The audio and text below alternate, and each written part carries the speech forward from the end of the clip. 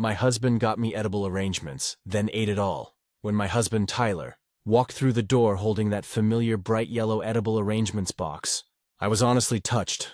It wasn't my birthday, our anniversary, or anything special. Just a random Tuesday evening. I had been having a rough week, work had been stressful, I'd been fighting a cold, and I was just emotionally drained. Seeing him come in with that box made me smile for the first time that day. "Babe, what's that?" I asked, already knowing but still curious. He grinned. "Got you a little something? You've been working hard lately. Figured you could use a treat." I swear, my heart melted right there. I hugged him, kissed his cheek, and told him how sweet he was. He set the box on the counter and went to change out of his work clothes. I didn't open it right away because I wanted to wait until after dinner, kind of save it for dessert. Dinner was simple: grilled chicken, rice, and broccoli. I cooked while he watched some game highlights on his phone. After we ate, I cleaned up while he started a show on Netflix. It was one of those cozy, quiet evenings that make you feel grateful for the little things. When I finally sat down next to him, I said, "Hey, want to open that fruit thing now?" He looked at me for a second, then hesitated. "Oh, yeah, about that," he said, scratching his neck. "I might have kinda already eaten some." I frowned. "Some?" He gave me this sheepish grin, grabbed the remote, paused the show, and said, "Okay, don't be mad." Then he got up, went to the kitchen, and came back with the edible arrangements box, half empty. Some of the chocolate-covered strawberries were gone. The pineapple flowers had teeth marks, and the melon balls were literally just the skewers left behind. I stared at it. "Tyler, you ate it?" "Not all of it," he said defensively. "I left the grapes, the cheapest, most filler fruit in the entire box." I blinked, trying to process what I was seeing. "You bought me this as a surprise, and then ate it before giving it to me?" He started laughing, like this was the most harmless thing ever. I couldn't resist. They looked so good, and I had one. And then, one led to another. I didn't mean to eat that much. I wasn't even sure what to say. I mean, it's not like he cheated on me or something. But still, it was one of those small moments that say a lot about a person. He wanted the credit for being thoughtful, but not the effort to actually follow through with it. "Why didn't you just admit it before I got all excited?" I asked. He shrugged. "You were in a good mood when I brought it in.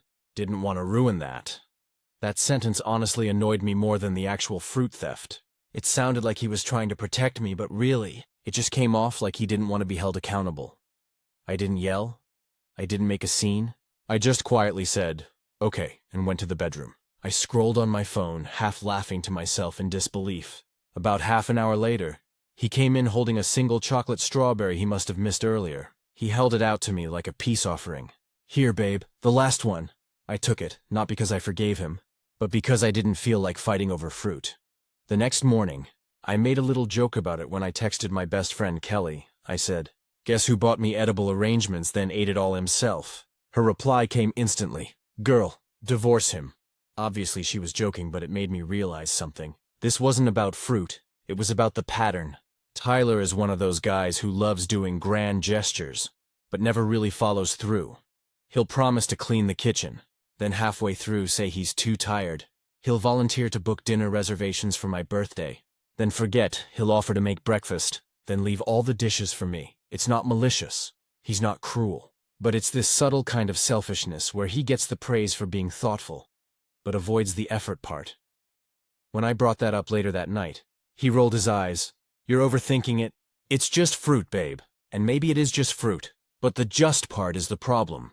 Every just adds up. Every just forgot. Every just didn't have time. Every just a small thing." I started realizing I do a lot of emotional labor in our relationship. I'm the one who remembers birthdays, plans dates, manages bills, makes grocery lists, organizes everything. And when I ask for small things, they're brushed off or half done. That edible arrangement became this weird symbol of our dynamic. Something that looked sweet from the outside, but was half-eaten on the inside. 2 days later, I came home to another box sitting on the counter. He had ordered a replacement redemption arc, he said, smiling proudly. It was sweet, sure, but it didn't erase the feeling from before. This time, though, I opened it right away and ate every piece myself. When he reached for a chocolate strawberry, I just smiled and said, "Nope, get your own," he laughed. Thinking I was joking. I wasn't. I love my husband, I do. But that little moment made me quietly promise myself something. If I ever start giving and giving until I'm left with only the grapes, those cheap filler fruits, I'll stop and reevaluate what I'm allowing in my life. Because sometimes, it's not about who eats the fruit. It's about who values the gesture enough to leave it untouched. Update. My husband got me edible arrangements, then ate it all. It's been about 3 weeks since the edible arrangements incident, and I didn't expect to be writing an update, but honestly, it's been sitting on my mind more than I thought it would. The first couple of days after it happened, things went back to normal. Tyler acted like it was a funny story, even told it to his co-workers like a joke. He'd say stuff like, "Yeah, I bought my wife a fruit basket and ended up eating it myself," and everyone would laugh. But every time he told it, I felt this small twinge inside me. It wasn't funny to me. It wasn't about fruit. It was about the way he minimized something that actually hurt my feelings. A week later, we were out at dinner with our friends Jake and Marissa. They've been married for 5 years, about the same as us. The conversation drifted to relationships, and Jake mentioned how hard it can be to maintain balance in a marriage, like making sure one person isn't doing all the heavy lifting. I made a light joke and said, "Yeah, tell me about it. I'm still recovering from my husband eating my gift to myself." Everyone laughed again, except Tyler. He got quiet. When we got home, he said, "You made me look bad in front of everyone," I said. "You did that yourself." That led to a small argument. Not screaming, but that cold, sharp kind of argument where both people are trying to sound calm, but every word cuts. He said I was making a big deal out of something small. I told him it wasn't about the fruit. It was about him not taking things seriously when it involves me. I could tell he didn't get it, or maybe he didn't want to get it. That night, I couldn't sleep. I just kept replaying the whole thing, realizing how many little things like this had piled up over time. There was the time he said he'd pick up my prescription and forgot. The time he promised to grab groceries but came home with just beer and chips. The time he volunteered to help clean before my mom visited and did half the dishes before getting distracted by football. Every one of those moments felt like another bite out of that fruit basket. Me constantly giving, and him taking the best parts. So the next morning, I decided to stop doing small things for him. Not in a petty way, but as an experiment. I didn't make his coffee, didn't do his laundry, didn't text him reminders. I just quietly stopped. By the third day, he noticed. "Hey, why didn't you wash my uniform shirt?" he asked. "Because it's yours," I said simply. He blinked like I'd said something in another language. "Okay, but you usually do it." "Yeah, and you usually don't eat my gifts before I see them." He sighed and muttered something about me still being on that. But later that night, I noticed he put a load of laundry in the washer for the first time in months. A few days after that, I came home from work to find the house unusually clean. The dishwasher was running, the trash was out, and the living room didn't look like a tornado hit it.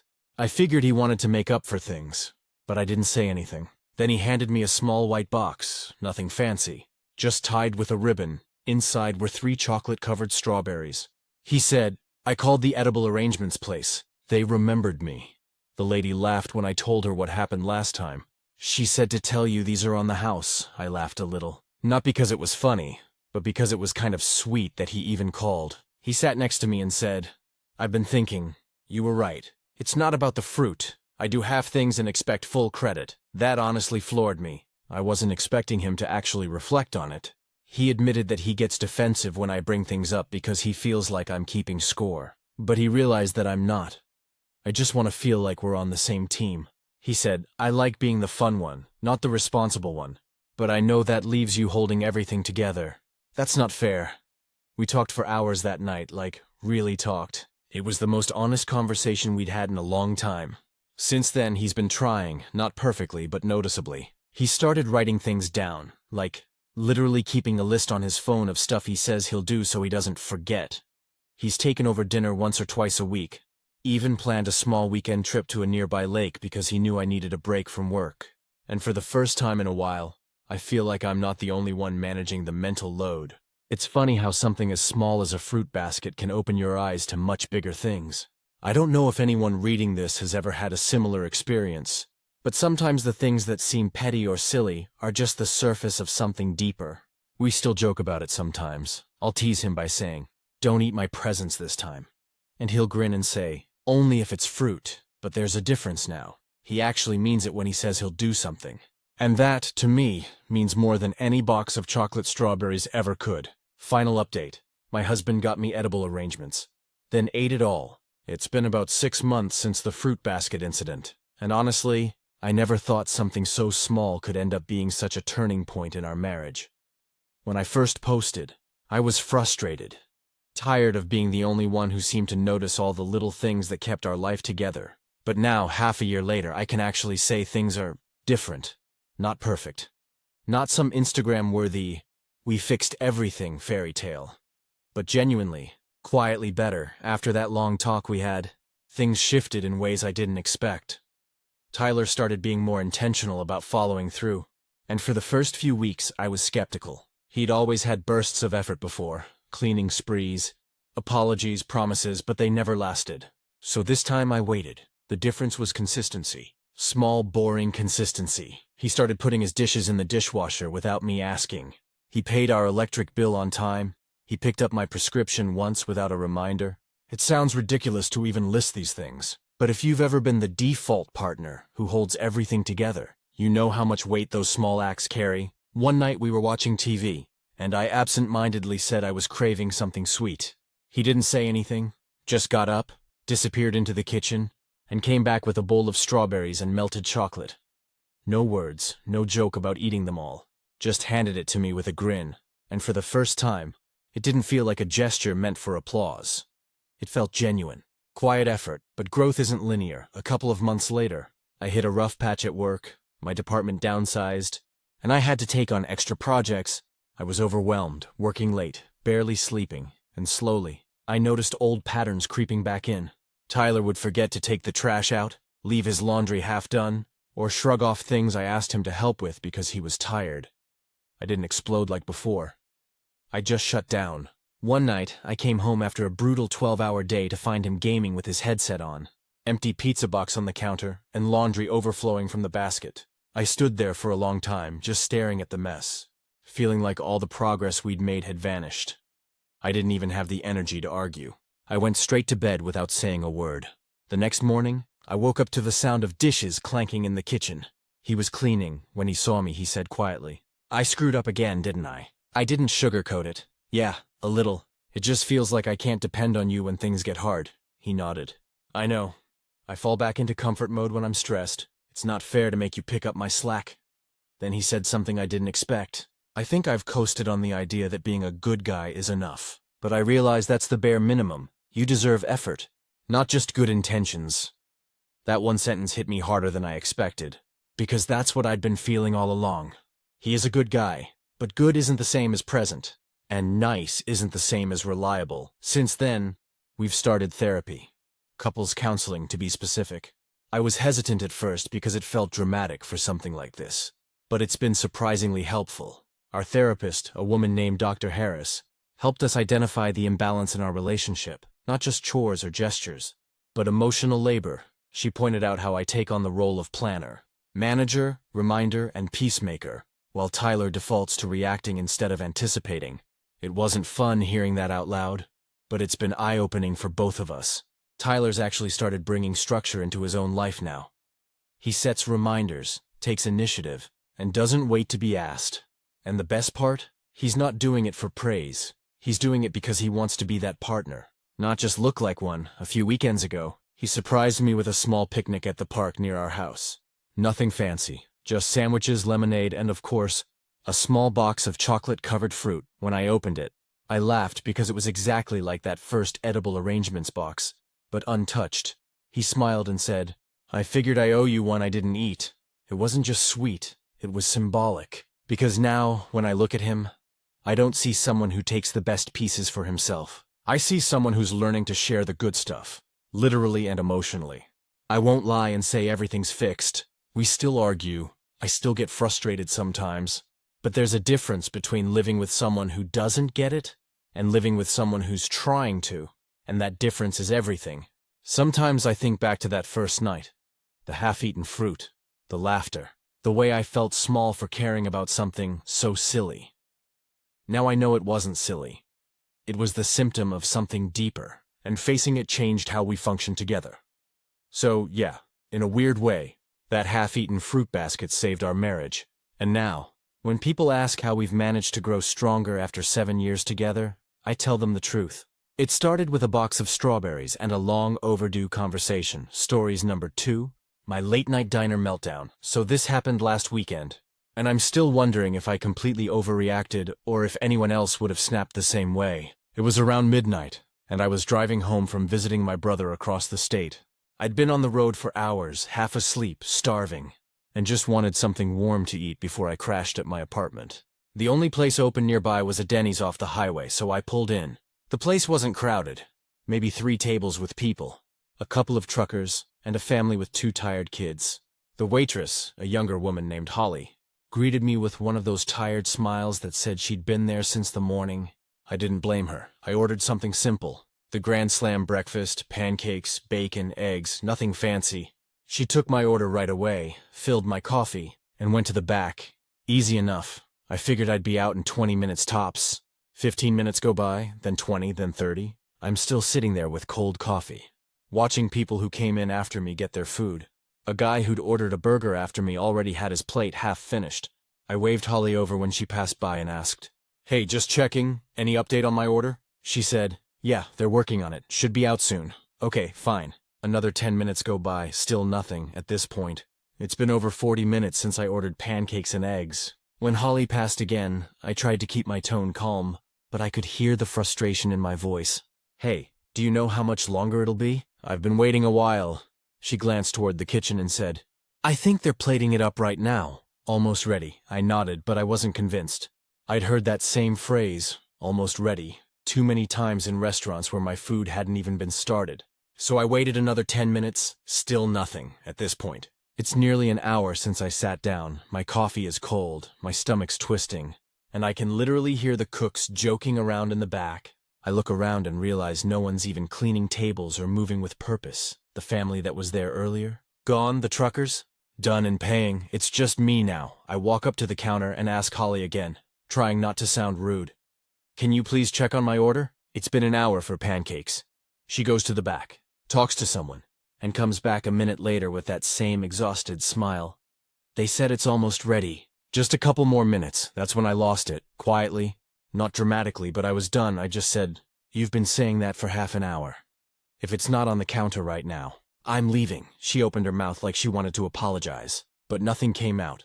I waited about 10 seconds, looked toward the kitchen, and no one even looked up. So I grabbed my jacket, put a few bucks on the table for the coffee, and walked out. The second I stepped into the parking lot, I felt that weird mix of anger and guilt. Like, I didn't scream, didn't cause a scene, but I also knew she'd probably have to void the order and explain it to her manager. I didn't want to make her night harder, but at the same time, I wasn't waiting any longer for food that might never come. On the drive home, I stopped at a gas station and grabbed a microwavable burrito, ate it in my car in silence, staring at the glowing Denny's sign in the distance like it had personally betrayed me. The next morning I told my friend Jake about it. He laughed and said, "Dude, you just left? You should have at least told them off or asked for the manager." But that's not my style. I'm not the type to yell at service workers. I know people are stretched thin, especially in 24-hour spots. Still, it's hard not to feel disrespected when you wait an hour for scrambled eggs that never show up. The more I thought about it, the more confused I got. Maybe the cook forgot to start my order. Maybe they lost the ticket. Maybe Holly just didn't want to admit it. But what rubbed me the wrong way was that phrase, "almost ready," I swear. That was the 4th time I heard it. At some point, "almost ready" just starts to sound like, "please stop asking." I've worked in food service before. I did 2 summers at an Applebee's in college. I know how chaotic kitchens can get. Tickets stack up, ingredients run out. Sometimes the cook just hits a wall after a 10-hour shift.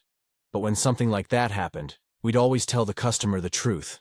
"Hey, it's running late. Sorry, want me to comp your drink?" Simple honesty goes a long way. So yeah, maybe I overreacted. But sitting there hungry for an hour while people who ordered later got their food just felt wrong. I didn't want to make a scene. I just didn't want to waste another minute being lied to. Now every time I drive past that Denny's on my commute, I get a little irritated all over again. I haven't gone back since. Maybe it was just a bad night. But that "almost ready" line still gets under my skin. Update. I went back to the Denny's. So, after posting about what happened, I honestly didn't plan to go back there. But curiosity got the best of me. I kept replaying that night in my head. How the place was nearly empty. How the waitress kept saying, "Almost ready." And how I left feeling like maybe I'd been the jerk for walking out. A week later, I was driving home from a late shift, and guess what I saw glowing on the side of the road? That same Denny's sign. It was 11:45 p.m., almost the same time as before. I don't even know why I did it. But I pulled into the lot and parked in the same spot. I told myself I just wanted to grab a coffee and maybe see if Holly was working. When I walked in, the place was quieter than last time. 2 tables occupied, one by a couple of older guys talking about football, the other by a girl scrolling on her phone. The air smelled like bacon grease and burnt toast, exactly how I remembered it. Then I saw her.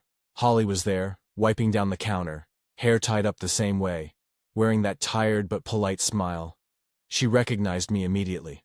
"Oh hey," she said, looking surprised. "You're the guy from last week, right? You walked out on me." Her tone wasn't rude, more like she didn't know how to approach it. I laughed awkwardly and said, "Yeah, that was me. Sorry about that. I was starving, and it felt like my order disappeared into the void." She sighed, shook her head, and motioned for me to sit at the counter. "You weren't wrong," she said. That night was a mess. Apparently the cook on shift that night, Brian, had walked out mid-shift after an argument with the manager, Tina, about kitchen cleanup. He just straight up left, no notice, no warning, just tossed his apron and disappeared. Holly said she didn't even realize it until after she took a few more orders. By the time she went to check on the food, the grill was empty, half the tickets weren't started, and no one had told her. "So yeah," she said, pouring me a cup of coffee. "Your order never even got made. I kept asking them to check on it. And Tina kept saying, 'It's almost ready,' even though she knew it wasn't." That floored me. I wasn't crazy then. My gut had been right. Nobody was cooking my food. But what really got me was that Holly was genuinely apologetic about it. She should have told me the truth. I said, "Yeah," Holly nodded. "I told her that after you left, I said it's better to be honest than to make someone wait an hour." But Tina was stressed out. The night shift's been short-staffed for months. She just didn't want one more problem. We sat there for a bit, talking. It wasn't awkward, just kind of real. She told me about how the night shifts had been rough lately. People quit constantly. Customers get cranky, and they've been running the place with a skeleton crew. Apparently she'd been doing double shifts just to keep things running. I felt bad for her. She was doing her best in a place that clearly wasn't managed well.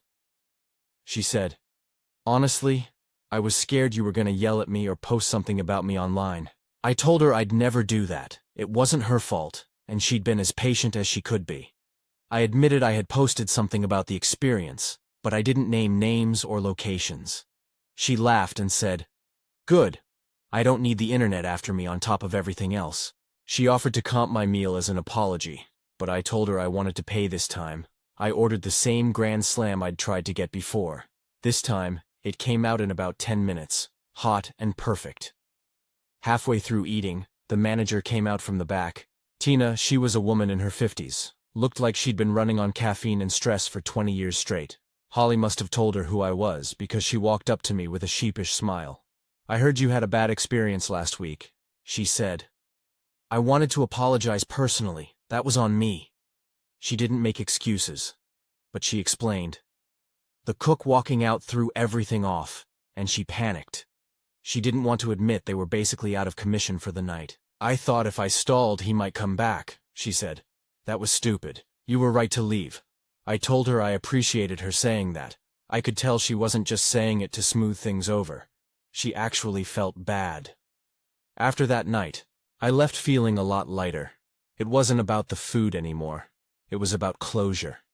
I'd spent a week annoyed at this idea that I'd been lied to for no reason. But it turned out to be just a bad night full of small disasters. Before I left, Holly refilled my coffee and said, "Thanks for coming back. Most people would have just written us off." I smiled and said, "Well, I almost did. But I figured maybe you guys deserved a second chance. Now, whenever I pass that Denny's on my way home, I don't get annoyed anymore. Sometimes I even stop in for coffee. It's still the same sleepy diner with sticky menus and too bright lights. But it feels different now. I know the people behind the counter are just trying to survive their shift, same as the rest of us. The funny part? Last week I walked in and saw a new cook back there. Tina said his name's Derek, and he's been showing up on time. No drama. Holly looked less exhausted, and the kitchen actually sounded like it was running smoothly. So yeah, I guess I got my pancakes and my closure, and now when I hear "almost ready," it doesn't irritate me anymore. It just makes me laugh a little. Final update: what happened months later. It's been about 5 months since that night at Denny's, and I honestly didn't expect to be writing an update. I figured the story had wrapped itself up nicely. Awkward misunderstanding, a bit of closure, and everyone moves on. But life has a weird sense of humor. And somehow, that random late-night pancake saga ended up mattering more than I thought. After I made peace with the whole thing, I started stopping by the Denny's every couple of weeks. Nothing dramatic. Just grabbing coffee after work. Sometimes a late breakfast when I couldn't sleep. It became kind of a quiet habit. The place was never busy during my hours, so it was peaceful. I'd sit in my usual corner booth with my laptop or a notebook, and Holly would bring me my order without even asking. She'd just smile and say, "The usual?" Over time, we actually got to know each other. She wasn't just the tired waitress anymore. She was a real person with stories of her own. She told me she was saving up for nursing school. She'd been working nights for almost 2 years straight, barely sleeping during the day, trying to stay afloat. I respected her hustle. You could tell she was the type of person who just kept going no matter how drained she was. I'd usually leave big tips when I could afford it. Not in a showy way. Just quietly, I think she knew. But she never made it awkward.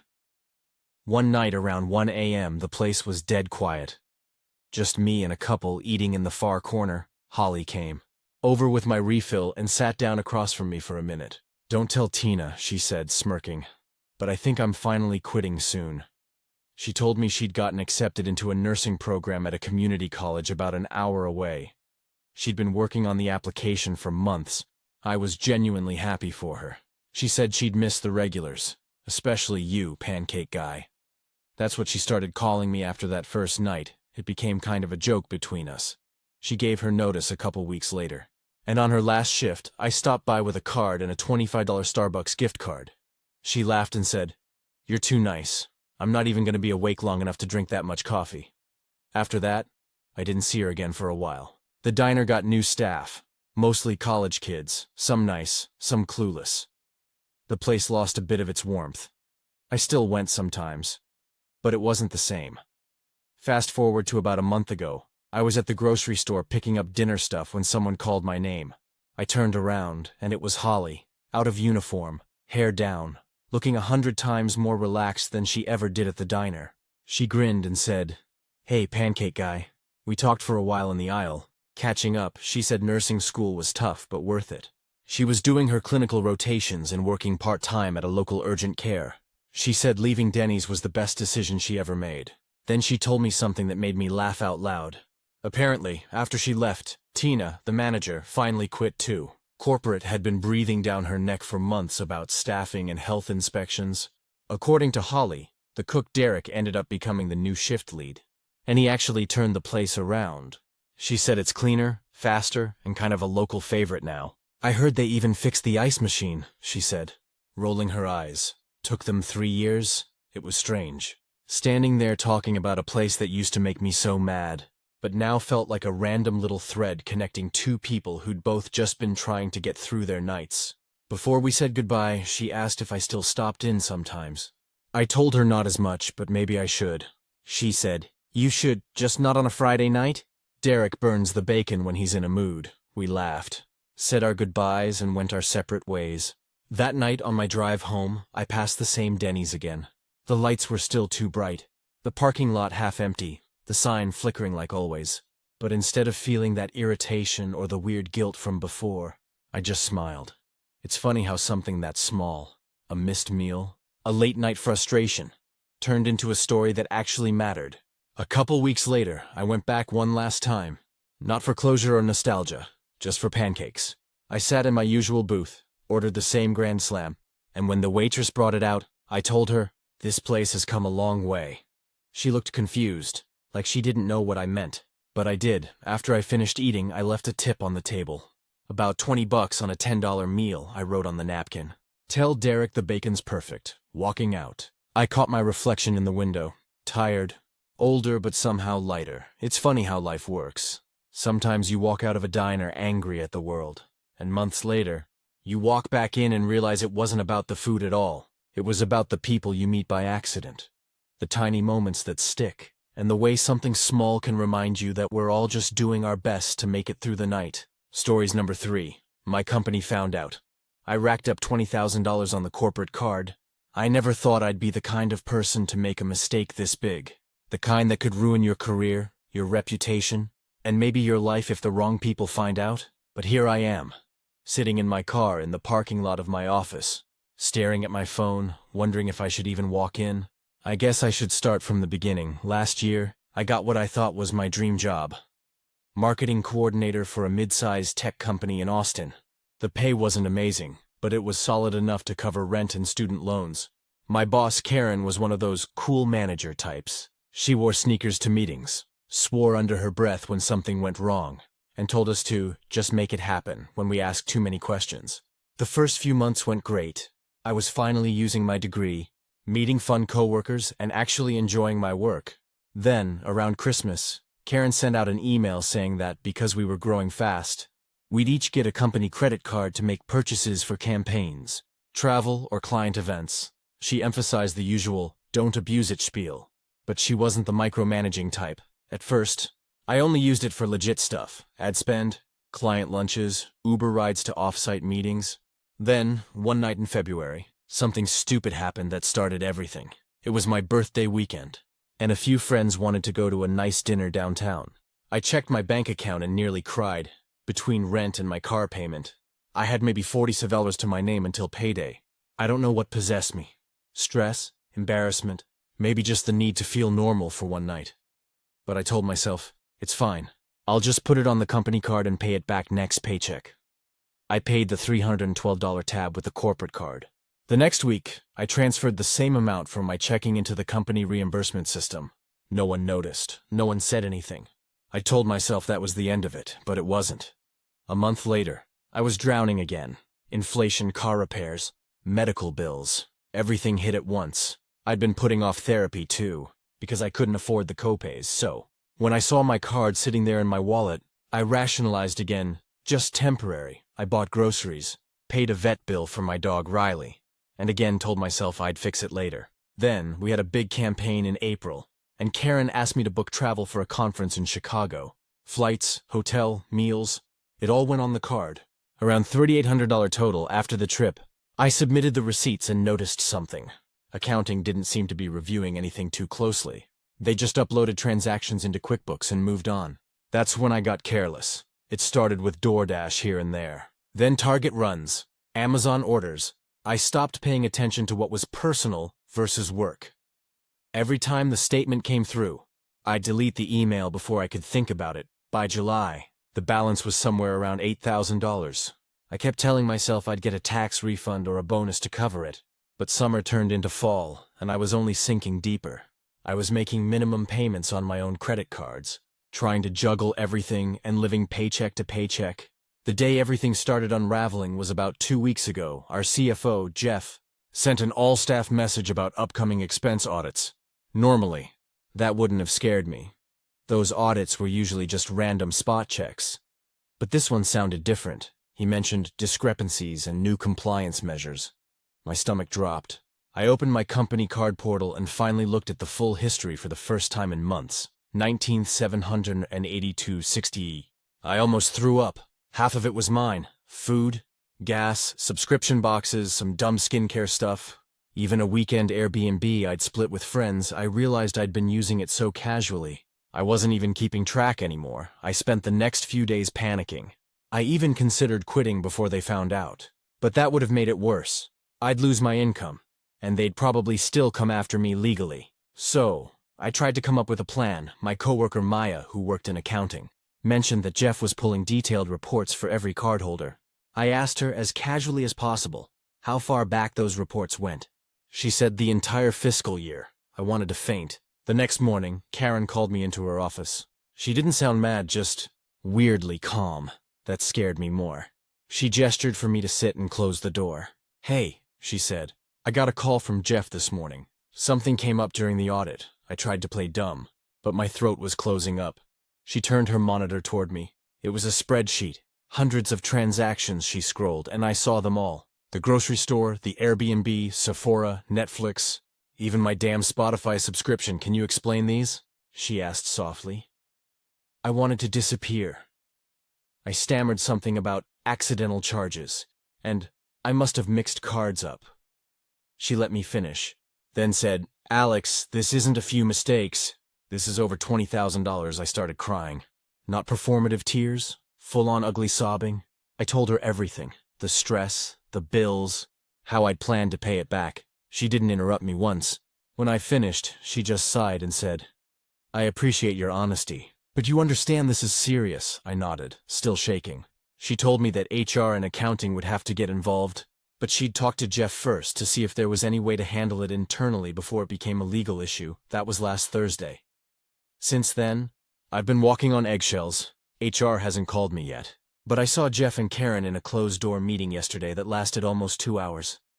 My anxiety is through the roof. I've barely eaten or slept. This morning, I checked my email and saw one from HR, meeting request. Expense policy violation, 10:00 a.m. tomorrow. That's when I drove to the office parking lot and sat here writing this. I know I messed up. I know I deserve whatever's coming. But part of me is terrified of what that actually means. Am I getting fired? Arrested? Sued? I called my friend Tyler, who works in HR at another company, and he said it depends. If they think it was intentional theft, they could press charges. If they believe it was poor judgment and I cooperate, they might just terminate me and set up a repayment plan. Either way, my career is probably done. I've been thinking about why I did this, why I let it spiral. It wasn't just about money. It was about feeling stuck, underpaid, exhausted. Like no matter how hard I worked, I couldn't get ahead. I know that doesn't excuse it, but when you're drowning, you stop thinking about consequences and just grab the nearest float. Mine happened to be a corporate Amex. I've already started drafting an apology letter to Jeff and HR, owning everything and offering to repay it all. I even looked into a personal loan, though my credit is trash, so that's a long shot. I don't know how tomorrow will go. Maybe I'll be packing my desk by noon. Maybe I'll be signing repayment paperwork. Or maybe I'll be leaving the building in handcuffs. I honestly have no idea. All I know is I'm not the kind of person who wants to live like this anymore. The guilt is eating me alive. If you're reading this and ever find yourself tempted to do something similar, don't. It's not worth it. Every small, just this once, turns into a habit before you even realize it. Tomorrow might be the worst day of my life, but maybe it's also the start of fixing it. Update. My company found out. I racked up $20,000 on the corporate card. Hey everyone, it's been about 3 weeks since I posted. I wasn't sure if I'd even come back, but a lot of people messaged me asking what happened after my HR meeting. I've had time to calm down, and I think I owe it to myself to write the whole thing out. This is going to be long, but if you've ever been in a financial spiral or made a mistake you can't undo, maybe it'll help someone else not end up where I did. The day of the HR meeting, I barely slept.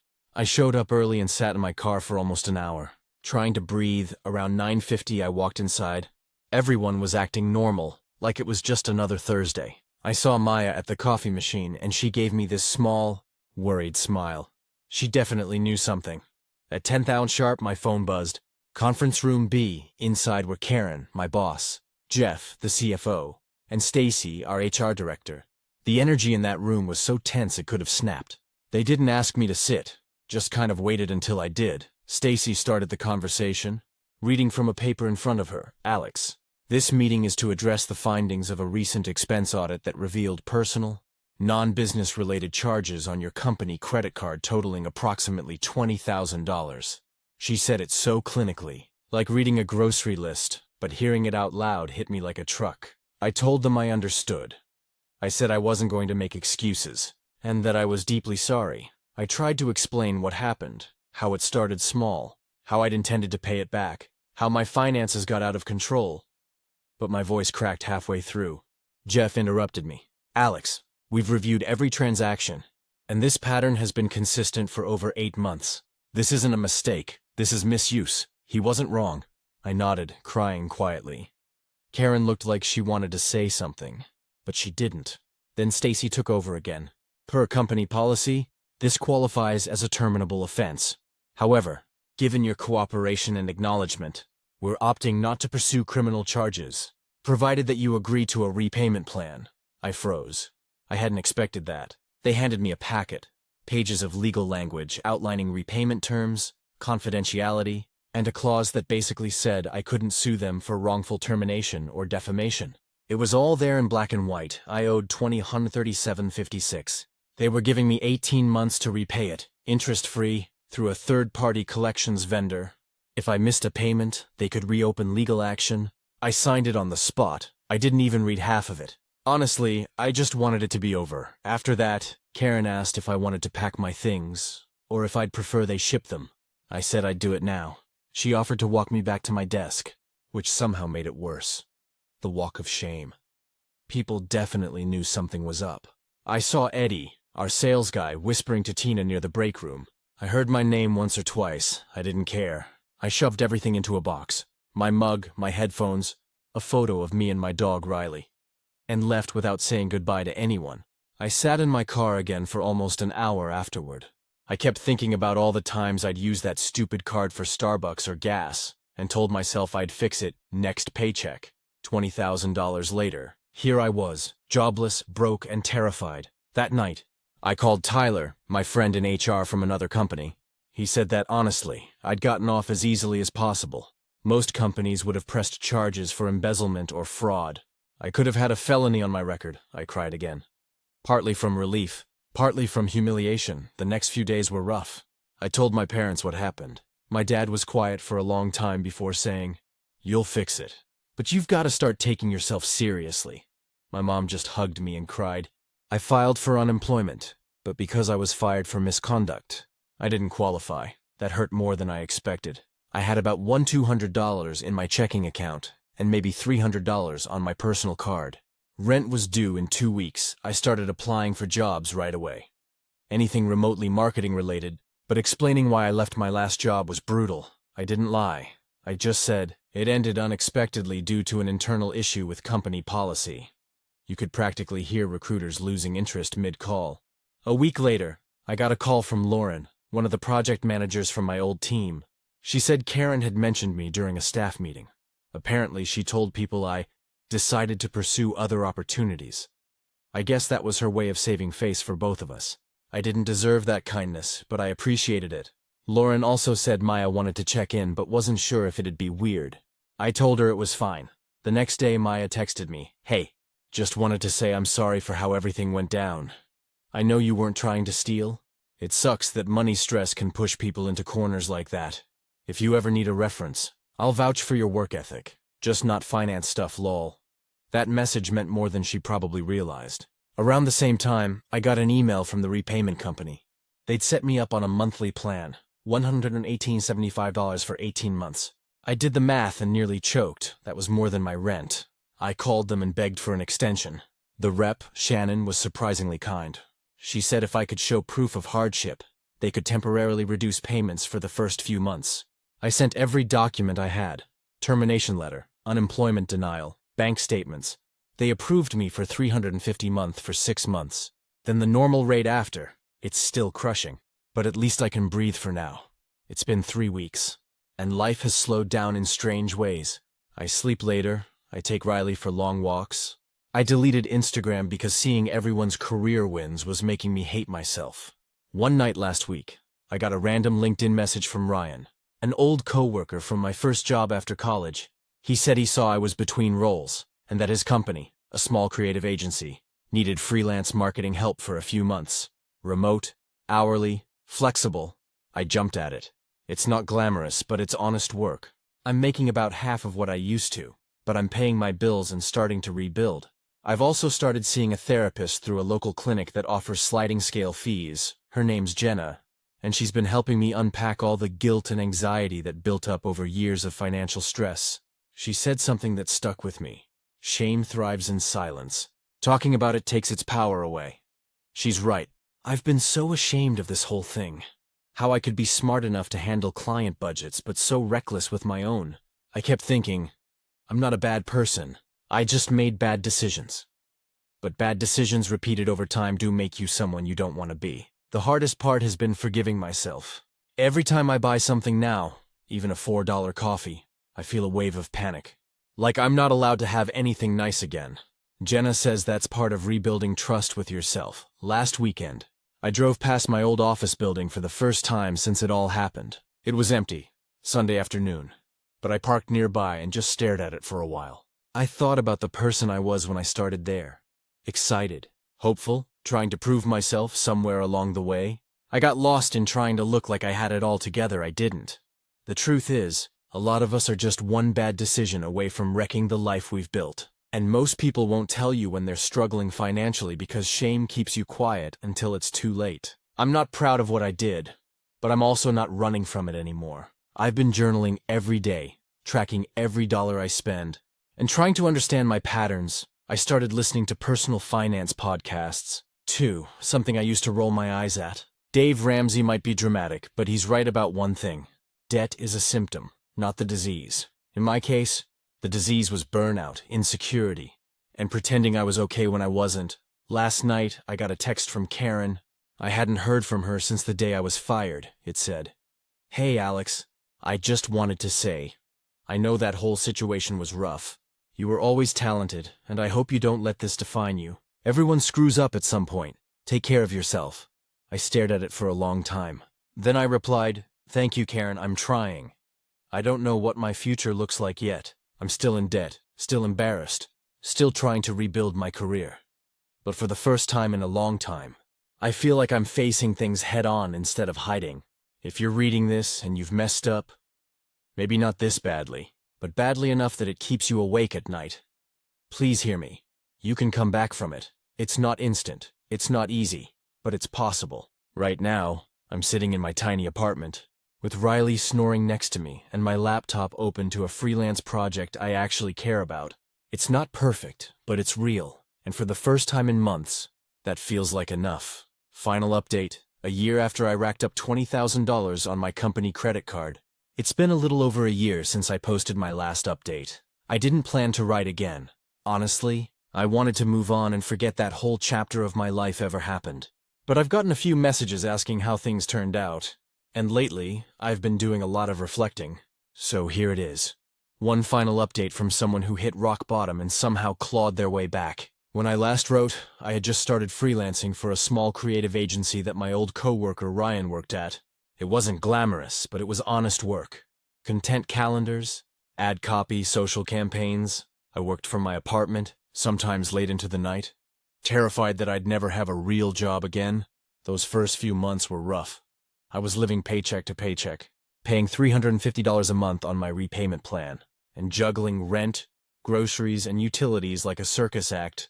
I sold my TV, canceled every subscription, and cooked rice and eggs more times than I can count. But I stayed consistent. Every payment, on time, no excuses. Around month 4, Shannon, the repayment rep, called to check in. She sounded genuinely surprised I hadn't missed a single payment. She said most people in my situation either defaulted or vanished. I told her I couldn't afford to vanish. I needed to clean it up. She said, "You're doing the right thing, Alex. Keep going." I didn't realize how much I needed to hear that from a stranger. The freelancing gig was supposed to be 3 months, but it stretched into 6. Ryan ended up leaving the agency for a new job in Denver. But before he did, he referred me to another client, a small startup called LoopSync, based out of Portland. They were building a platform for remote team collaboration and needed part-time marketing help. They couldn't afford much, but they were flexible and kind, which at that point meant everything. I started working with Cassidy, their operations lead, who quickly became one of the best managers I've ever had. She was direct, transparent, and funny in that deadpan way people from the Pacific Northwest have. After a month, she asked if I'd be open to more hours. I said absolutely. That gig turned into full-time contract work by the fall. By then, I'd been in therapy with Jenna for almost a year. She helped me confront not just the guilt from the corporate card mess, but also the bigger stuff. how I equated my worth with how successful I looked, how I avoided asking for help until it was too late. We worked through a lot of ugly truths. There were sessions where I just sat there crying, admitting how lonely I'd been, pretending everything was fine. Jenna once said, "Accountability isn't punishment, it's how you prove to yourself that you can be trusted again." That line has been stuck in my head ever since. So I kept proving it, every day, a little more by winter. I'd paid off about $6,000 of the debt. When the 6-month reduced payment plan ended, I panicked again. My payments were set to jump to over $100 a month. I called Shannon, who remembered me, and she said, "Let's see what we can do." She worked some magic and extended my lower payments for another 6 months. Citing consistent compliance and demonstrated hardship, I cried after that call, not because of the money, but because someone finally saw that I was trying. That winter was the first one in years where I didn't feel completely hopeless. I spent Christmas with my parents for the first time since everything happened. I'd been avoiding them out of shame. But I finally told them the full story. The card, the debt, the termination, the repayment. My mom cried again. But this time it was different. My dad said, "You're paying it back. That's what matters." We sat around the tree eating takeout Chinese food, and for once, I didn't feel like a failure. In February, Cassidy called me unexpectedly. She said LoopSync had gotten new funding and wanted to bring me on full-time. Not contract, not temporary, but salaried with benefits. I didn't even let her finish before saying yes. It wasn't just a job offer. It was validation that maybe I wasn't ruined forever. The offer letter came through that week. $78,000 base salary. Remote. Health insurance. 401k. It felt surreal, that night. I took Riley for a long walk around the park near my apartment, and I just cried. But it was the good kind this time. Relief. Gratitude, disbelief that somehow, after everything, I'd gotten a second chance. I started full-time in March. Working at LoopSync has been the healthiest professional experience I've ever had. There's no micromanaging, no corporate nonsense. We have Friday half-days and a no-work after 6 p.m. rule. Cassidy has become more than a boss. She's a mentor and a friend. She doesn't know about the company card thing, at least not in detail. But she knows I've had career turbulence. Once, during a one-on-one, she said, "I don't care about where you've been. I care about how you show up now." That meant everything by May. I had enough savings to pay an extra $1,000 toward the debt. It felt good, like I was finally controlling it instead of it controlling me. In June, I got an email from Stacy. Yes, that's Stacy, the HR director from my old company.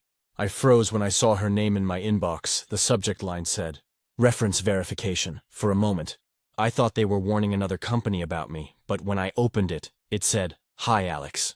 I wanted to let you know your repayment account shows as fully compliant and on track to close early if you continue at your current rate. I also wanted to personally acknowledge the professionalism you showed after termination. That situation was difficult for everyone, and your accountability didn't go unnoticed.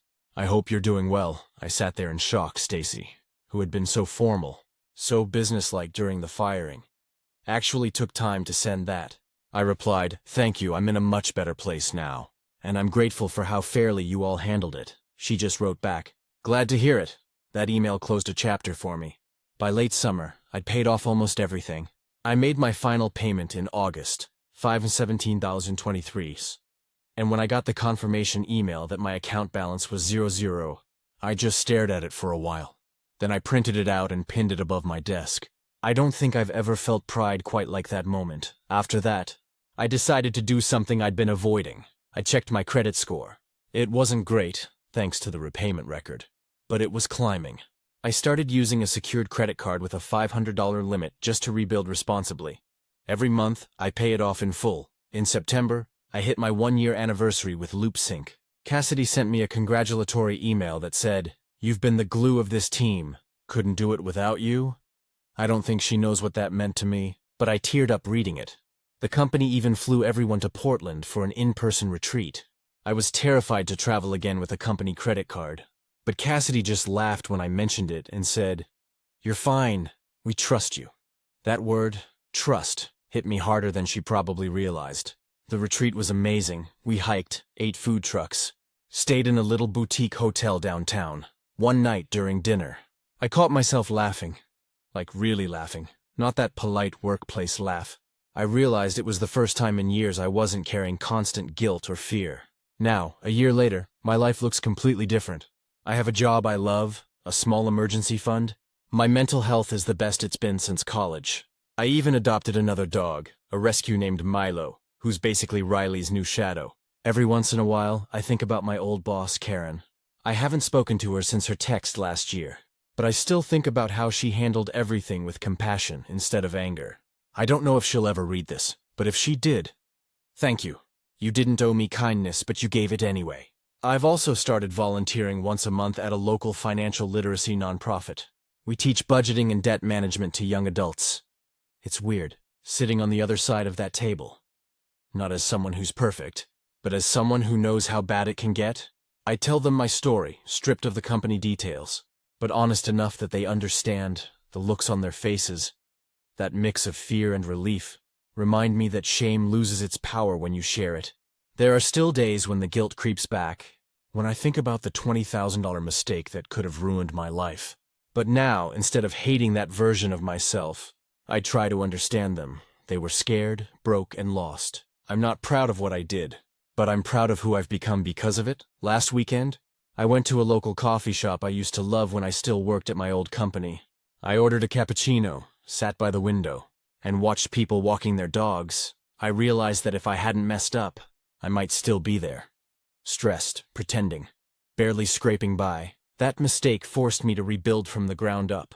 And somehow, I ended up building something better. I'm not saying everything's perfect. I still budget obsessively. I still check my card statements 3 times before submitting an expense report. And I still get a pang of fear when I think about corporate finance emails. But I'm okay, really okay. So if anyone out there is reading this because you messed up, whether it's with money, work, relationships, whatever, please know it doesn't have to be the end. You can own it, fix it, and still move forward. It takes time, humility, and a lot of nights crying in your car, but you can rebuild. A year ago, I was a fired employee with a $20,000 hole and no idea how to climb out. Today, I'm debt-free, working full-time, and finally, at peace with myself. And that's a sentence I never thought I'd get to write. Stories number 4. My sister wants me to move my wedding. Because she's pregnant, when I got engaged to Ryan last year, it felt like the kind of joy that glues your life together. We'd been dating for 4 years, and we'd been through everything. Long distance when he worked out of state, a layoff during COVID, a messy apartment flood that destroyed half our stuff. But through all of it, we'd stayed solid. So when he proposed last fall, it felt like the calm after the storm. We set a date for next June, early summer, right between spring's bloom and the heavy heat of July. The venue was this beautiful vineyard in Virginia, with rolling hills and a stone courtyard. I booked it about 10 months in advance because it's that popular. The deposit alone was nearly half my savings, but I was proud of how carefully I'd planned everything. Then, a few months ago, my younger sister, Melanie, announced she was pregnant. She and her boyfriend, Chris, have been together for about 2 years. The pregnancy wasn't planned, but everyone in the family was excited. My parents, especially my mom, practically exploded with joy. It was all baby talk for weeks. When Melanie called me one evening, I thought she just wanted to talk about baby names or morning sickness updates. Instead, she said something I didn't expect. Hey, so I was looking at my due date, and, it's June 17th. My stomach dropped. Our wedding date? June 22nd. Oh, I said carefully. So you'll be like, what, 39 weeks then? Yeah, she said, sounding a little sheepish. That's why I wanted to talk to you. I'm worried I won't be able to make it. I didn't know what to say. Yeah, I get that. You'll be super pregnant. I'll totally understand if you can't come. But that wasn't where she was going with it. Well, she continued, Mom and I were talking, and we think maybe you could move your wedding date, like a few weeks later or earlier, so I can be there. I actually laughed. Not because I was trying to be mean, but because I thought she was joking. You're serious? I asked. Yeah, she said, it's your wedding. I want to be part of it, but I don't want to miss it because I'm in the hospital or, not able to travel. It wouldn't be fair if I couldn't be there. Now, for context, my sister and I are close, or we're close. We grew up sharing everything. From clothes to secrets. She's always been the emotional one. The kind of person who cries during commercials and makes a big deal about birthdays. But she's also impulsive. She gets swept up in her own world easily, I told her gently. that moving a wedding date isn't as simple as changing a dinner reservation. The venue, caterer, photographer, DJ, everything had been booked and paid for months ago, she said. But you booked it before you knew I'd be pregnant. I had to bite my tongue. Mel, the deposit alone is non-refundable. I can't just change it. That's when she started to get defensive. So your venue is more important than your sister being there? That line hit me like a slap, I said. It's not about importance. It's about logistics and money and planning. You're literally giving birth that week. You won't be in a position to attend no matter when I move it. She started crying. Said I was being selfish. Said she'd always pictured being my maid of honor. She is, by the way. And now I was taking that away from her. I felt awful, but also angry, like somehow my joy had to shrink to make room for hers. Later that night, Mom called me. I thought she was going to calm things down. Instead, she doubled down. Honey, I know it's hard, but can't you consider it? Melanie's your only sister. She's not asking to ruin your day. She just wants to be part of it, I said. Mom, if I move the wedding, we lose thousands of dollars. And I've already coordinated everything. The dress fittings, the florist, the travel plans. It's all tied to that date. Well, Mom said in that careful tone she uses when she's trying to guilt trip without sounding like it, maybe money isn't everything. That was when I realized this wasn't just about scheduling. This was about attention. Melanie has always been the kind of person who ends up at the center of every family event, even unintentionally. I still remember my high school graduation. She fainted in the sun halfway through the ceremony, and everyone rushed to her, leaving me alone on stage. Not her fault, of course, but still kind of symbolic of our dynamic. Now here I was, finally getting a day that was supposed to be about me and Ryan, and suddenly I was being asked to shift it so it wouldn't conflict with Melanie's big moment. Ryan was supportive but cautious. He said, I get why you're upset, but maybe your mom and sister will calm down once they realize how unreasonable that is. Except they didn't. Over the next week, I got 3 separate texts from my mom suggesting alternative dates. She even found out when the venue had openings in July and sent me a list like she'd done me a favor. I called her and said, Mom, please stop. The date isn't changing, she sighed and said, you're going to regret alienating your family over something so small. I hung up before I said something I'd regret. Meanwhile, Melanie started posting vague things on social media. Stuff like, some people don't care about family until it's too late, and pregnancy is supposed to bring people together, not push them apart. Of course, her friends flooded the comments with supportive emojis and "you're so strong" messages. I stayed silent because I didn't want to feed the drama. But last weekend, things boiled over. We were at my parents' house for Sunday dinner. It was the first time I'd seen Melanie since that phone call. She looked tired. Pregnancy had hit her hard. But she also gave me this cold, distant vibe. When Dad asked how wedding planning was going, I said, it's good. Everything's coming together, Melanie snorted. Yeah. Must be nice to plan something without thinking about anyone else. The room went silent. I said, Mel, please don't do this right now, she shot back. You just don't care, do you? I'll be giving birth while you're off drinking champagne, I said. You'll be giving birth to your child, Mel. That's a once-in-a-lifetime thing, too. We'll both be celebrating something special that week. Her eyes welled up, and she stormed out. My mom followed her, glaring at me on the way. Ryan squeezed my hand under the table. Dad just muttered, she'll cool off. But even he looked uncomfortable. That night, I cried. Not because I doubted my decision, but because I realized I might not have my sister at my wedding. And maybe not even my mom, either, Ryan told me. We can't control how they act. We can only choose not to let them ruin it. He's right. I love my family, but I'm tired of shrinking my happiness to make other people comfortable. So, no, I'm not changing my wedding date. I'll send my sister all the love and support I can when her baby arrives. But my wedding, my marriage, and my future deserve their own space, too. And if that makes me selfish, then maybe selfish isn't always a bad thing. Update. My sister wants me to move my wedding because she's pregnant. It's been about 3 months since my first post, and so much has happened that I'm honestly still processing it. I didn't expect that something like a wedding date could stir up this much family drama, but here we are. First off, I want to say, no, I didn't change the date. The wedding is still set for June 22nd. I stood my ground, even though it felt like walking through a minefield with my family for a while. After that dinner blow-up, things were really tense. My sister Melanie barely spoke to me. She ignored my texts about her baby shower plans. which, ironically, I was supposed to help organize before all this started. My mom was polite in a performative way, all, "How's work, honey?" and "How's Ryan?" but never mentioning the wedding. It was like she was pretending everything was fine while quietly disapproving of me. I thought maybe time would cool everyone down, but it didn't. About a month ago, Mom called and asked if I'd given any more thought to rescheduling. I was shocked she still hadn't dropped it. I told her again that everything was locked in, paid for, and I wasn't willing to lose thousands of dollars because my sister's pregnancy happened to fall near my date. Her voice got that tight edge to it. That tone moms use when they're about to guilt trip you but want to sound reasonable first. "Sweetheart, this is about family. You'll have another big day like this. Anniversaries, vow renewals, maybe even another ceremony later. But Melanie will only have her first baby once." That line made something snap inside me. I said, "Exactly, Mom. She'll have her once-in-a-lifetime moment, and I'll have mine. They don't cancel each other out." She sighed and said, "You've changed," which, in my family, is basically code for, "You're not doing what I want." After that call, I told Ryan I was done trying to negotiate.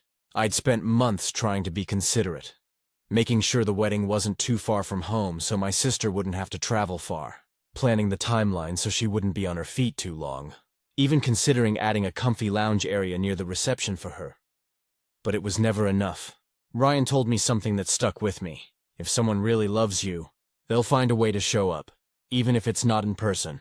So I stopped chasing peace. 2 weeks later, I got an invitation in the mail to Melanie's baby shower. Guess what date it was scheduled for? June 21st, the day before my wedding. At first, I thought it was a coincidence.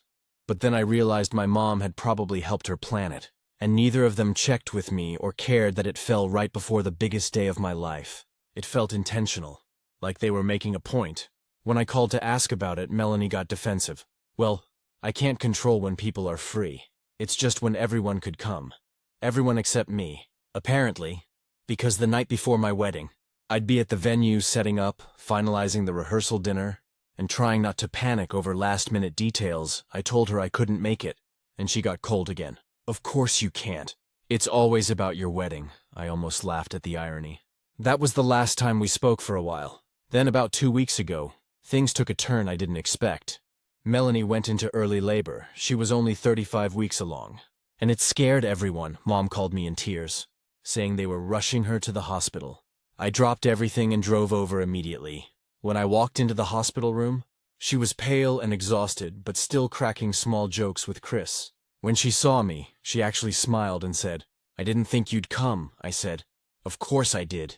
You're my sister." She started crying. "Hormones or not, I think it broke something open between us."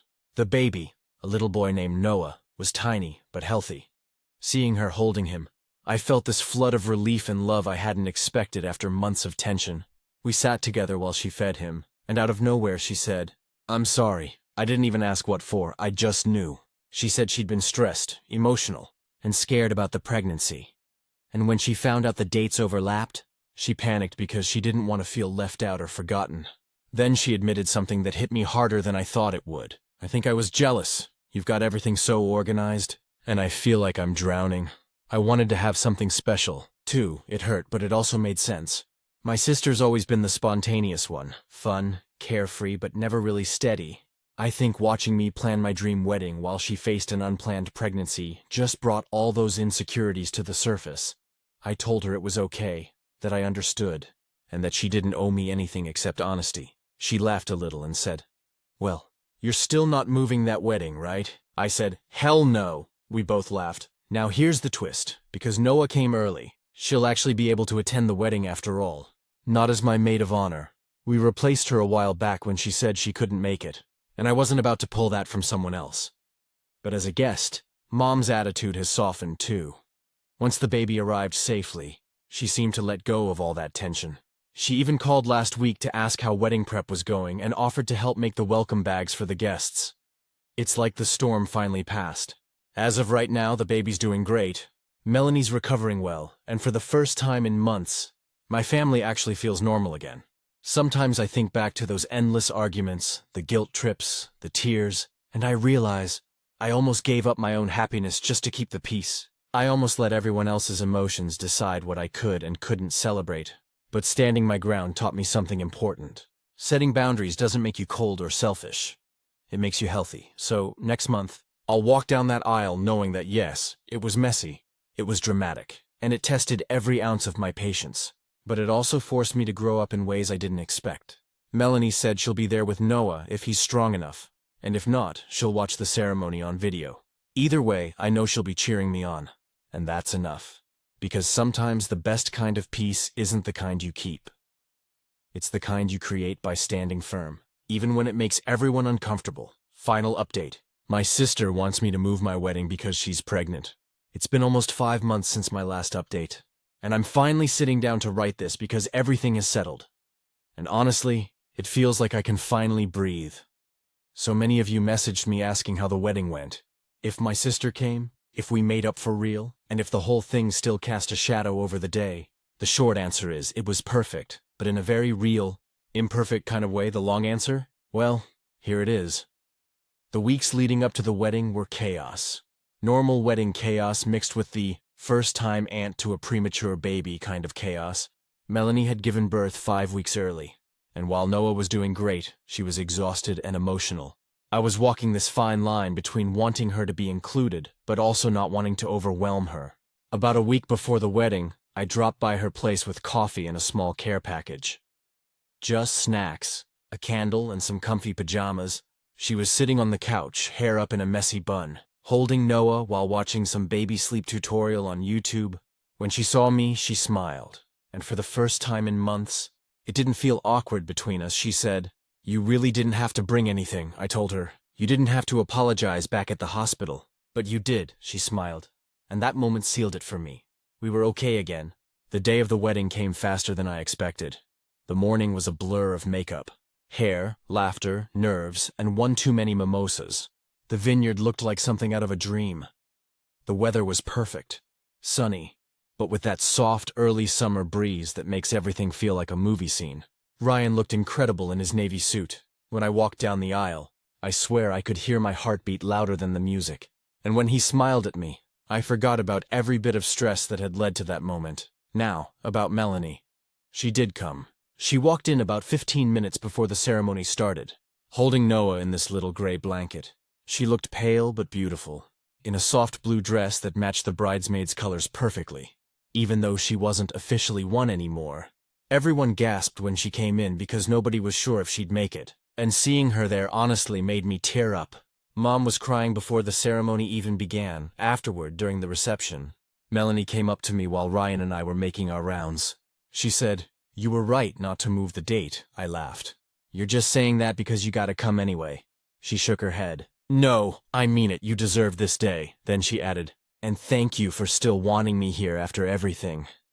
We hugged, and for the first time, I think I truly let go of all the resentment, because it wasn't about winning anymore. It was about realizing that sometimes people hurt you out of fear, not out of malice. She wasn't trying to ruin my day. She was scared her own joy wouldn't be seen.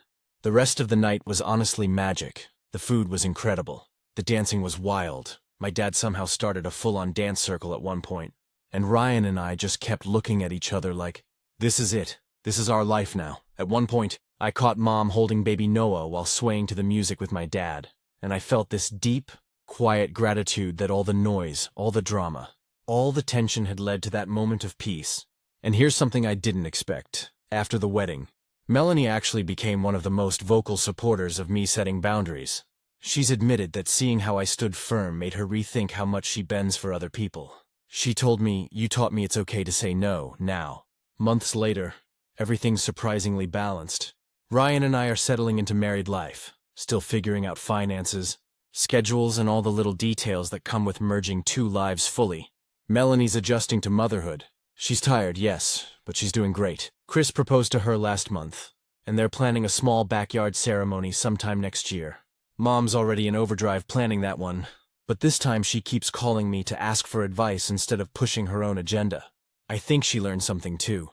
Maybe that love isn't about control or guilt, but about letting your kids make their own choices, even when they don't make sense to you. As for me, I look back on everything, the calls, the fights, the guilt trips, and I don't feel angry anymore. I feel proud, because standing my ground didn't tear my family apart. It just forced all of us to grow up a little. Sometimes you have to let things get messy before they can become whole again. When I think about that first phone call, the one where Melanie asked me to move my wedding, I remember how small I felt, how guilty I was for wanting something that was mine. And now I realize that was the moment I started to change. The wedding wasn't just about marrying Ryan. It was about choosing myself, choosing boundaries, choosing peace without apology, and in a funny way. I think it helped Melanie choose herself too. Now, when she sends me pictures of Noah, his chubby little cheeks, his sleepy grins, I can't help but smile. Because for all the chaos, all the arguments, all the emotional wreckage, that's what we ended up with. Love in all its messy, complicated forms. And no, I didn't move my wedding date, but somehow that choice ended up moving all of us forward. Stories number 5. My wife had an emotional affair with my cousin. I never thought I'd be the guy writing one of these stories, but here we are. It's been about a year since everything went down, and even though time's passed, I still think about it every day. My wife, Claire, and I had been together for 8 years. Married for 5, we met through mutual friends. The kind of random connection that turns into something real before you even realize it's happening. She was bright, funny, and had this warmth that made people instantly comfortable. Everyone liked her, especially my family. My cousin Ethan was part of that family crowd. We grew up together, spent summers at our grandparents' place, played the same sports, went to the same college for a bit. We weren't best friends as adults, but we kept in touch. He lived about an hour away, and we'd see each other at birthdays or holidays. About a year and a half ago, Ethan got divorced. His wife left him for someone else, and he was in a bad place. Claire felt bad for him. She said he always looked lonely, like he was just trying to hold it together. At first, I didn't think much of it. We'd have him over for dinner sometimes, or he'd stop by when he was in town. He and Claire would talk about life, relationships, all that heavy stuff. I figured it was harmless, just my wife being kind to someone who needed it. But over time, things started feeling different. It began with little things. She'd get a text from him late at night and say, "It's just Ethan. He's having a rough time." Or she'd mention that they'd been talking about his ex, or how he was finally starting to open up. I trusted her completely, so I brushed it off. Then one weekend, we had a small family barbecue. Ethan came, as usual. I noticed him and Claire laughing together off to the side. Inside jokes, little touches on the arm that felt familiar. It wasn't overtly inappropriate, but something about it made me uncomfortable. I remember catching my mom watching them. Too, she didn't say anything, but her look said plenty. That night, I told Claire I felt weird about how close they'd gotten. She rolled her eyes and said, "He's like family, babe. You're overthinking it." Maybe I was. Or maybe I wanted to believe I was. A few weeks later, I noticed she'd started locking her phone. She'd never done that before. One night, she was in the shower, and her phone lit up on the nightstand. It was Ethan, the message preview said. "Wish I could talk to you right now." My heart sank. I didn't open it. I just stared at it when she got out. I asked her directly what was going on. She got defensive immediately, said it was just emotional support, that he was still struggling, and she was just being there for him. I told her it didn't seem appropriate, that she was crossing a line. That conversation turned into a fight. She said I was being insecure, controlling, paranoid. I dropped it for a while because I didn't want to be the jealous husband who polices his wife's friendships. But from that moment, something between us shifted. She started pulling away. Less affection, less conversation, less everything. Then one night I came home early from work. She was sitting on the couch with her laptop open, headphones in, smiling at the screen. When she realized I was there, she closed it fast. Too fast. I asked what she was doing. She said she was watching a show. Later, I checked the browser history. She'd been on a private video call. The only clue was a Zoom link that had Ethan's name in it. I didn't confront her right away. I wanted to be sure. For the next week I watched quietly. I noticed she'd go for walks at the same time every evening. Phone in hand, talking softly. I followed her one night. Yeah, I know. Not proud of that. But I needed to know. She was pacing by the park near our house, laughing into her phone. I could hear his voice faintly through the speaker. I went home without saying anything. That night I couldn't sleep. My chest felt like it was full of broken glass. I wasn't sure what to even call it. An affair? They hadn't slept together, as far as I knew. But it felt like she'd given him something that used to belong to me. A few days later, I confronted her again. She didn't deny it this time. She said, "Okay, maybe I crossed a line, but I needed someone to talk to. You've been so distant lately." That part hurt the most, because she wasn't completely wrong. I had been distant. Work had been brutal, and I'd been exhausted all the time. But I still came home to her, still tried to make things work. I asked if she loved him. She said no, but her hesitation told me everything. We started couples therapy not long after that. She promised to cut off contact with Ethan, and for a while it seemed like she did. She deleted his number, blocked him on social media, the whole thing. We tried to rebuild, piece by piece. But even when she said she was over it, I could feel the ghost of it lingering in the room. You can't unsee someone pulling away from you and giving their heart. Maybe not their body, but their heart, to someone else. The final straw came 6 months later.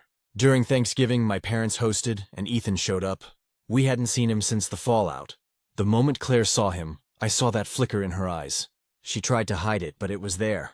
Familiarity, connection. After dinner, I found them outside smoking together. She doesn't even smoke, that was it for me. I didn't say anything in front of everyone.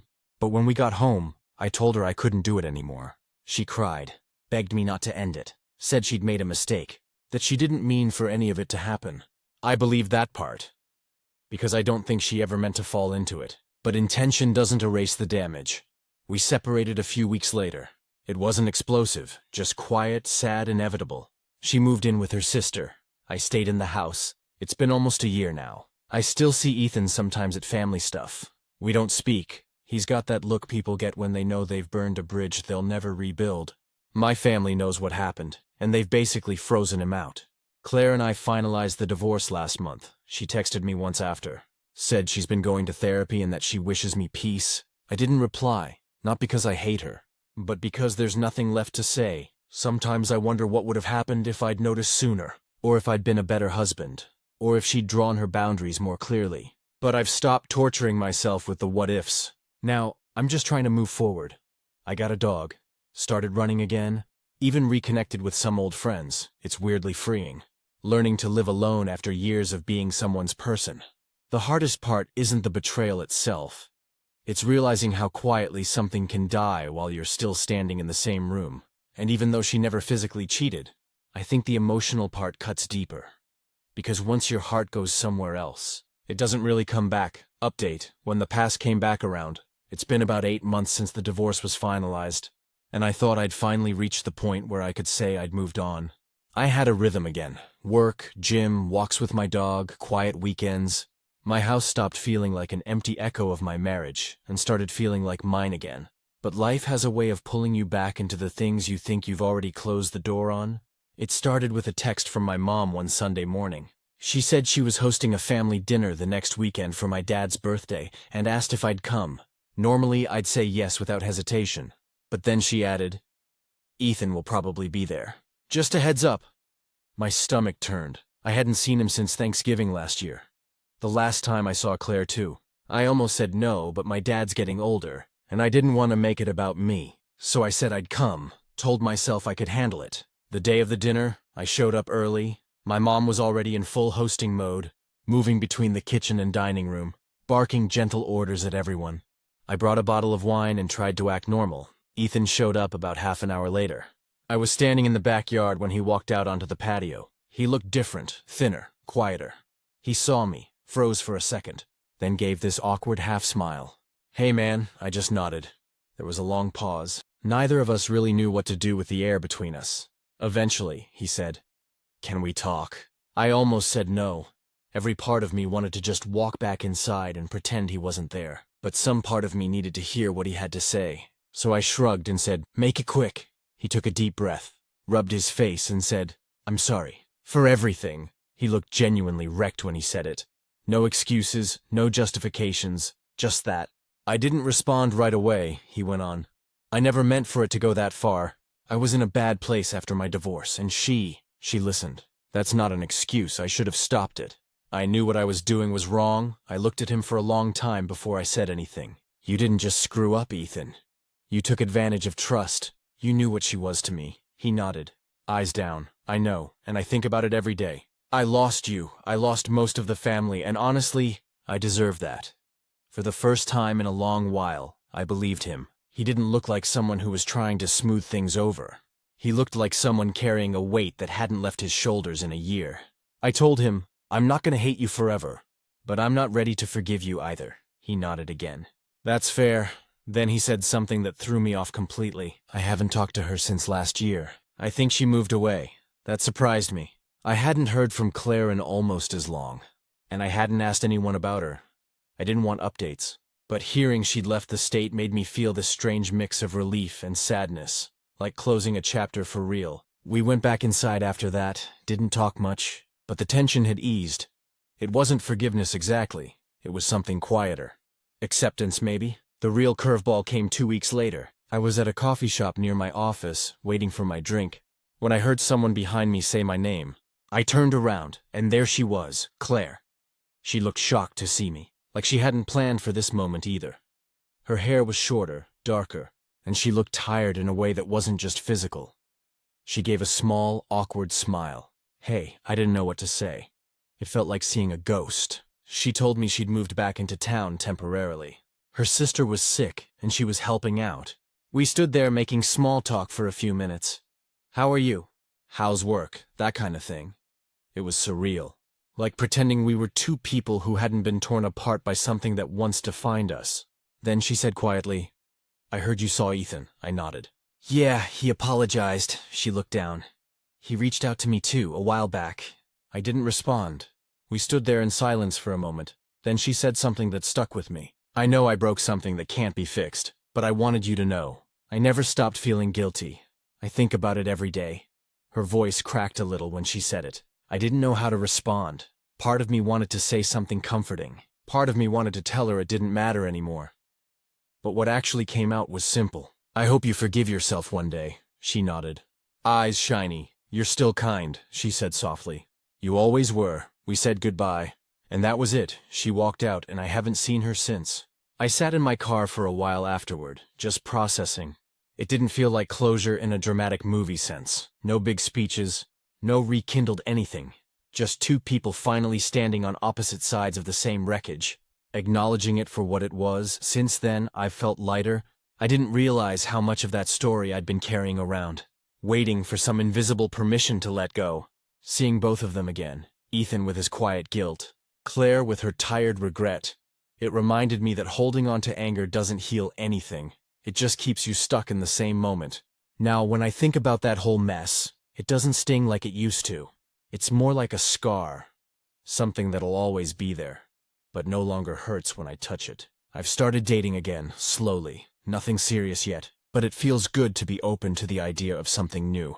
I'm not the same person I was before any of this, but maybe that's a good thing. Sometimes, when I walk past that same coffee shop, I catch myself looking for her face in the crowd. Not because I want her back, but because part of me hopes she's okay. I think that's the last piece of closure. When you can wish the person who hurt you well and actually mean it. It took losing my marriage, my cousin, and a lot of self-respect to get here, but I finally feel like I've stopped looking backward. And maybe that's the closest thing to peace any of us ever really get. Final update a year later, I finally stopped looking back. It's been just over a year since that random run-in with Claire at the coffee shop, and 2 years since everything first fell apart.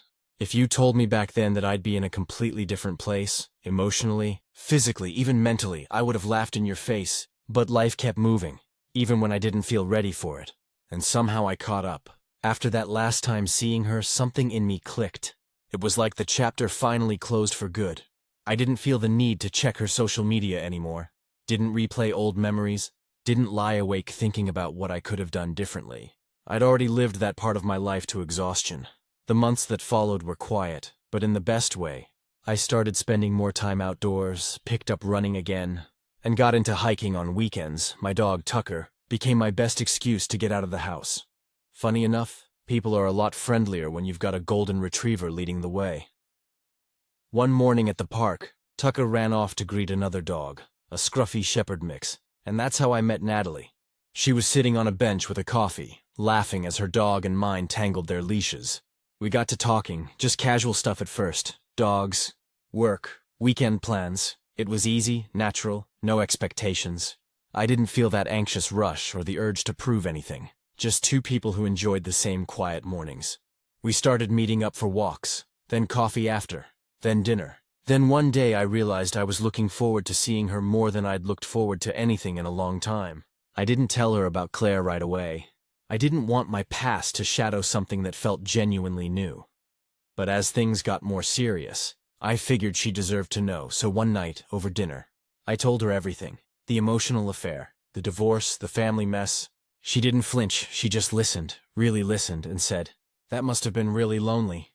Not judgment, not pity, just empathy. That's when I realized how different she was. It's been about 6 months since we started officially dating, and for the first time since everything happened, I feel like I'm living forward instead of sideways. She's patient, kind, a little goofy. She makes me laugh again. There's no drama, no guessing games. I didn't realize how much peace could exist in something so simple. As for Ethan, I actually saw him again a few months ago at my cousin's wedding. I didn't expect him to be there, and the old me might have left when I saw him walk in, but instead I just nodded at him. He looked nervous at first, like he wasn't sure if he should approach later in the night, during one of those awkward gaps between songs. He came over and said, "You look good, man." "I'm glad you're doing better," I thanked him. That was it. Short, calm, no bitterness. I didn't need an apology this time. We both knew what had happened, and we'd both carried our own consequences. That brief exchange was enough. And Claire, I haven't seen or heard from her since the coffee shop. My mom mentioned that she moved out west, started working at a small clinic. Apparently she's doing fine. And I'm genuinely glad for that. It took me a long time to reach the point where I could say that without any anger sitting underneath it. The funny thing is, the more distance I get from all of it, the clearer I see how fragile things can be when communication dies. We didn't break overnight. It was 1,000 small silences, missed chances, unspoken resentments. You think love alone can hold something together, but it can't if you stop showing up for each other in the small ways. Now, when I look back on that version of myself, the one pacing around the park watching his wife on the phone, or the guy sitting in his car shaking after seeing her for the last time, I don't hate him anymore. He was just trying to understand how something he believed in so completely could fall apart so quietly. That guy's gone now, though. These days, my life is quieter but fuller. I wake up early, walk Tucker, make coffee, head to work, come home to someone who actually listens when I talk. Natalie doesn't have to fill the spaces Claire left. She just fits into my life naturally. No expectations, no ghost between us. Sometimes, when I lie in bed at night, I think about how different everything feels now. Not because I found someone else, but because I found peace. That's the thing no one tells you about heartbreak. Closure doesn't come from the person who hurt you. It comes when you stop waiting for them to fix it. And maybe this sounds cliché, but I'm honestly grateful for what happened. Not because it was easy, it was hell, but because it stripped me down to the bone and forced me to rebuild. It showed me what I won't accept again, and what I actually need to be happy. Last weekend, Natalie and I took Tucker hiking at a state park a few hours away.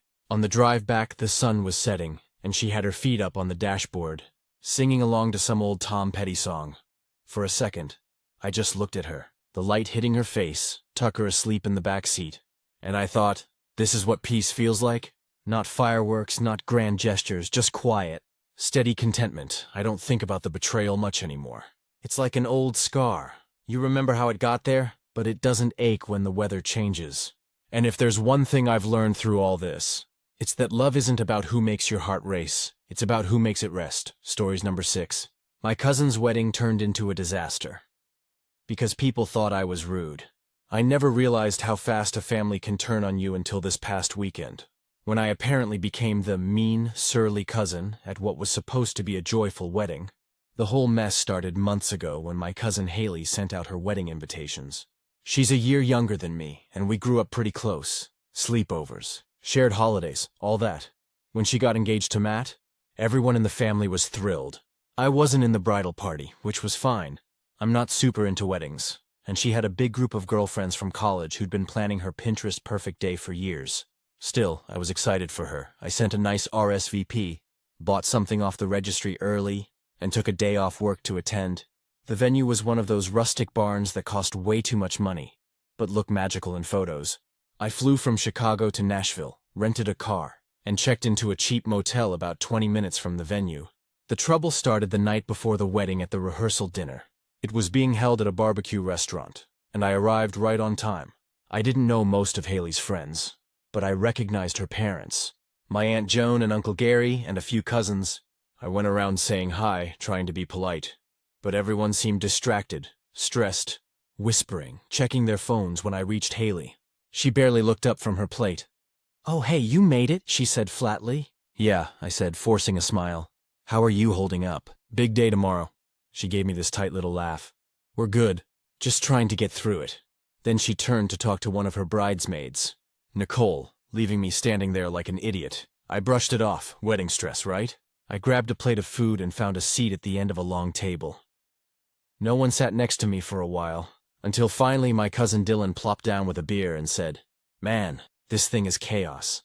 He told me half the bridal party had been fighting all day because one of the bridesmaids lost her dress or something. The groom's mom was apparently furious about the seating chart, and Haley's dad had gotten into it with the caterer over wine choices. "Sounds like a nightmare," I said.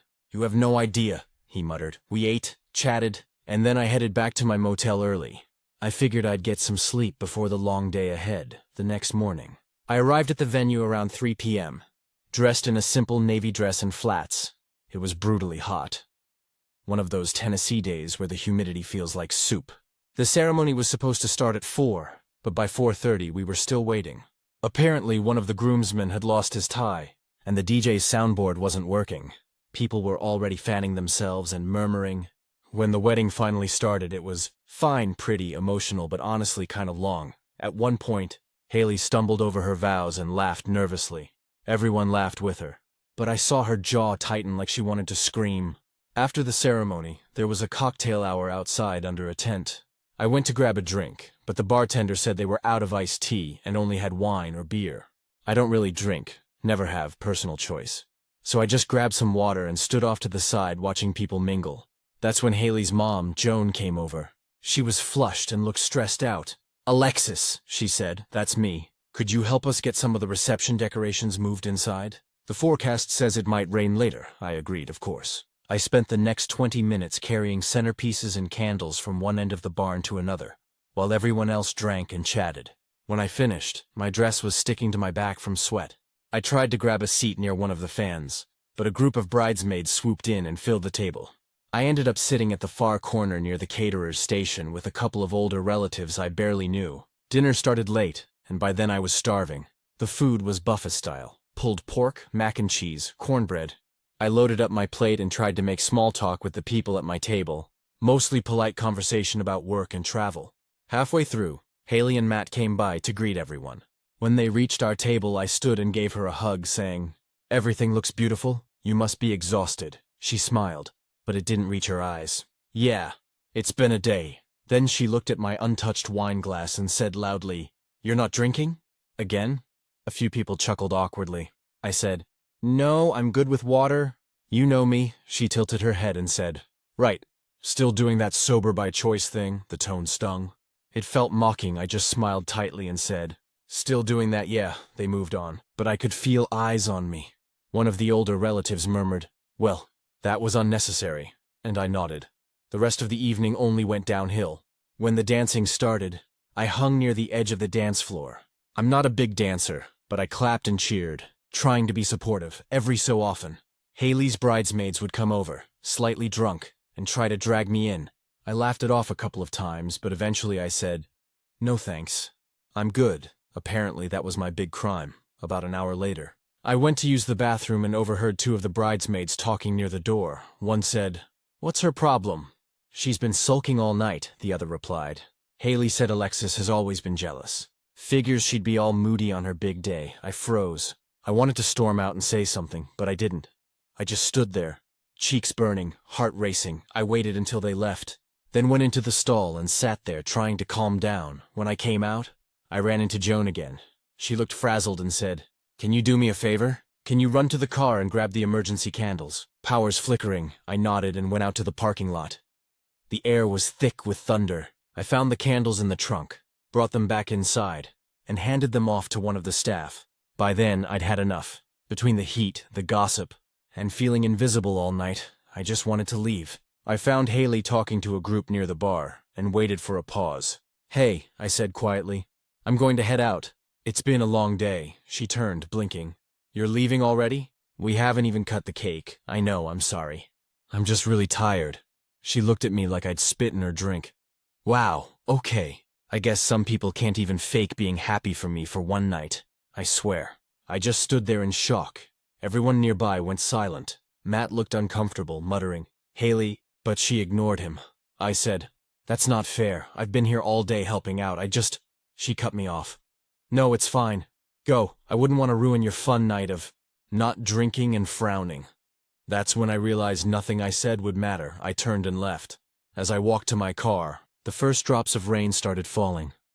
I sat there for a while, watching the barn lights flicker through the windshield, listening to thunder roll. I felt this weird mix of anger and sadness.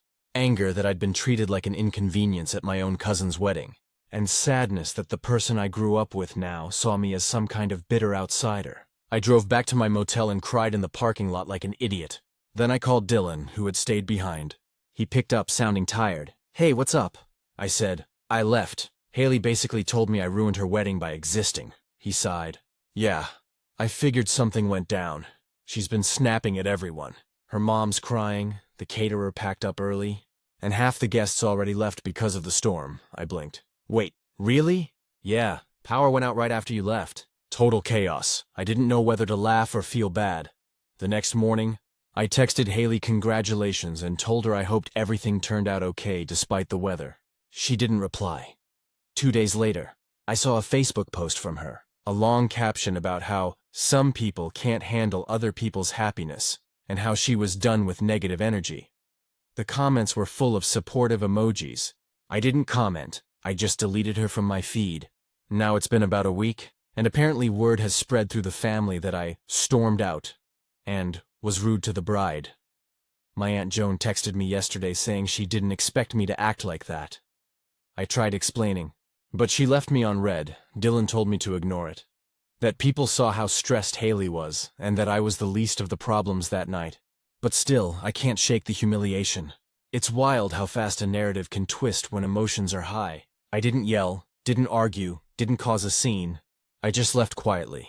But somehow, I'm the villain. Looking back, maybe I could have forced a smile longer, danced even when I didn't want to, laughed off the comments. But part of me thinks no amount of fake cheer would have mattered. Haley was wound so tight that night. She was looking for someone to blame when things went wrong. And I was the easiest target. I'm trying not to dwell, but it's hard. Family drama sticks. I keep replaying her words. I wouldn't want to ruin your fun night of not drinking and frowning. Maybe someday she'll realize how unfair that was. Maybe she won't either way. I'm done chasing people's approval. I went to celebrate her marriage, not to be a prop in her perfect day photo album. And if that makes me mean, then so be it. Update: my cousin's wedding turned into a disaster. Because people thought I was rude. It's been a little over a month since Haley's wedding, and I didn't think I'd post again. But things took a weird turn that I honestly didn't see coming. After the wedding, I tried to move on. I muted half my family on Facebook and focused on work. But the story of Alexis being rude and leaving early somehow kept circulating like a bad rumor in a small town. It started with my Aunt Joan.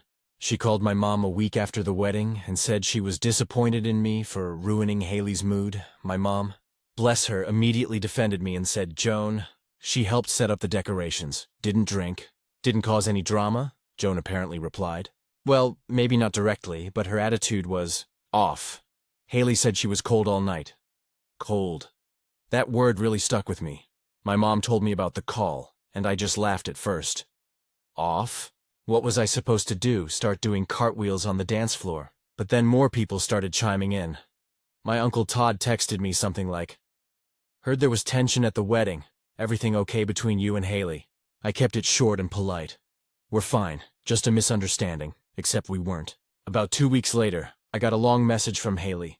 I hadn't heard from her since before the wedding, so seeing her name pop up gave me a mini heart attack. The message started with, I wasn't going to say anything, but people have been asking what happened, and I think we should clear the air. She went on to say that my vibe at the wedding was really negative, and that several guests mentioned I looked angry or disinterested. She said it hurt her feelings that I didn't seem happy for her, and that me leaving before the cake cutting created unnecessary drama. I read it twice because I couldn't believe how far off her perception was. I took a deep breath and replied, "Haley, I'm sorry you felt that way, but I was polite and supportive the entire day. I helped your mom, congratulated you, and left quietly when I wasn't feeling well. I didn't mean to upset you, and I wish you the best." I thought that would be the end of it. Instead, she sent a 4-paragraph response that basically boiled down to, "You made my wedding about you." That was the last straw. I didn't respond. The next day I got a text from Dylan saying, "You might want to stay off Facebook for a bit." Apparently, Haley had posted a long rant, without using my name.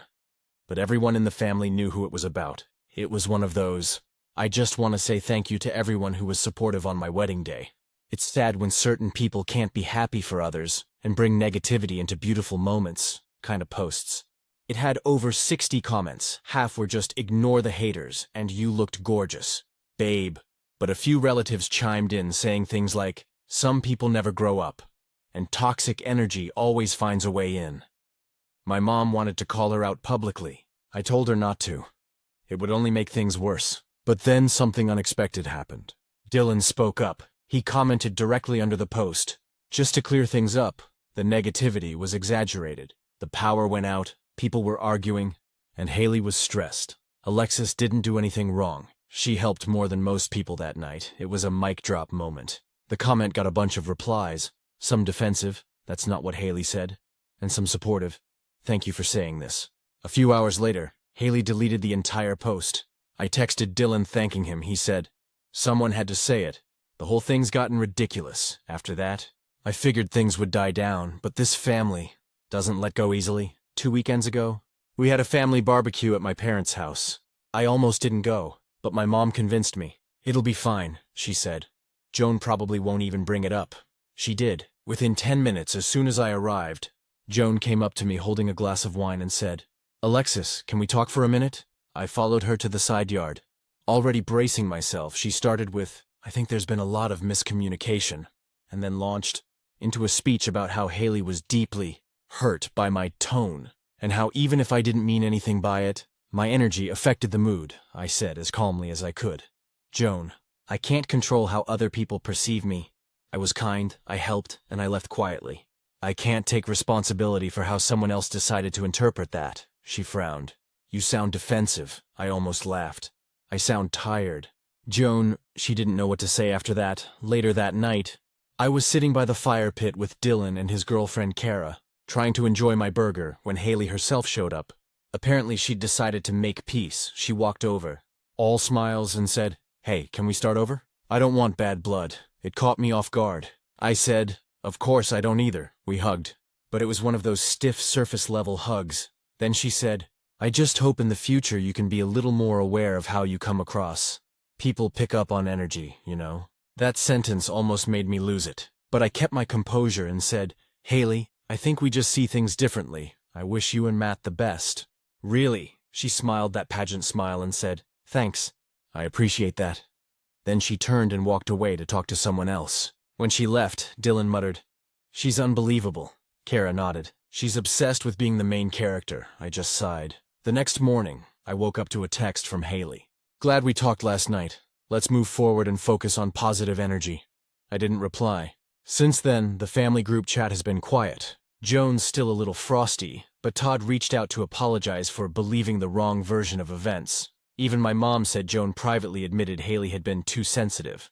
Apparently, the photographer delivered the wedding photos last week, and Haley's been in meltdown mode because of how many shots caught her frowning or arguing with people.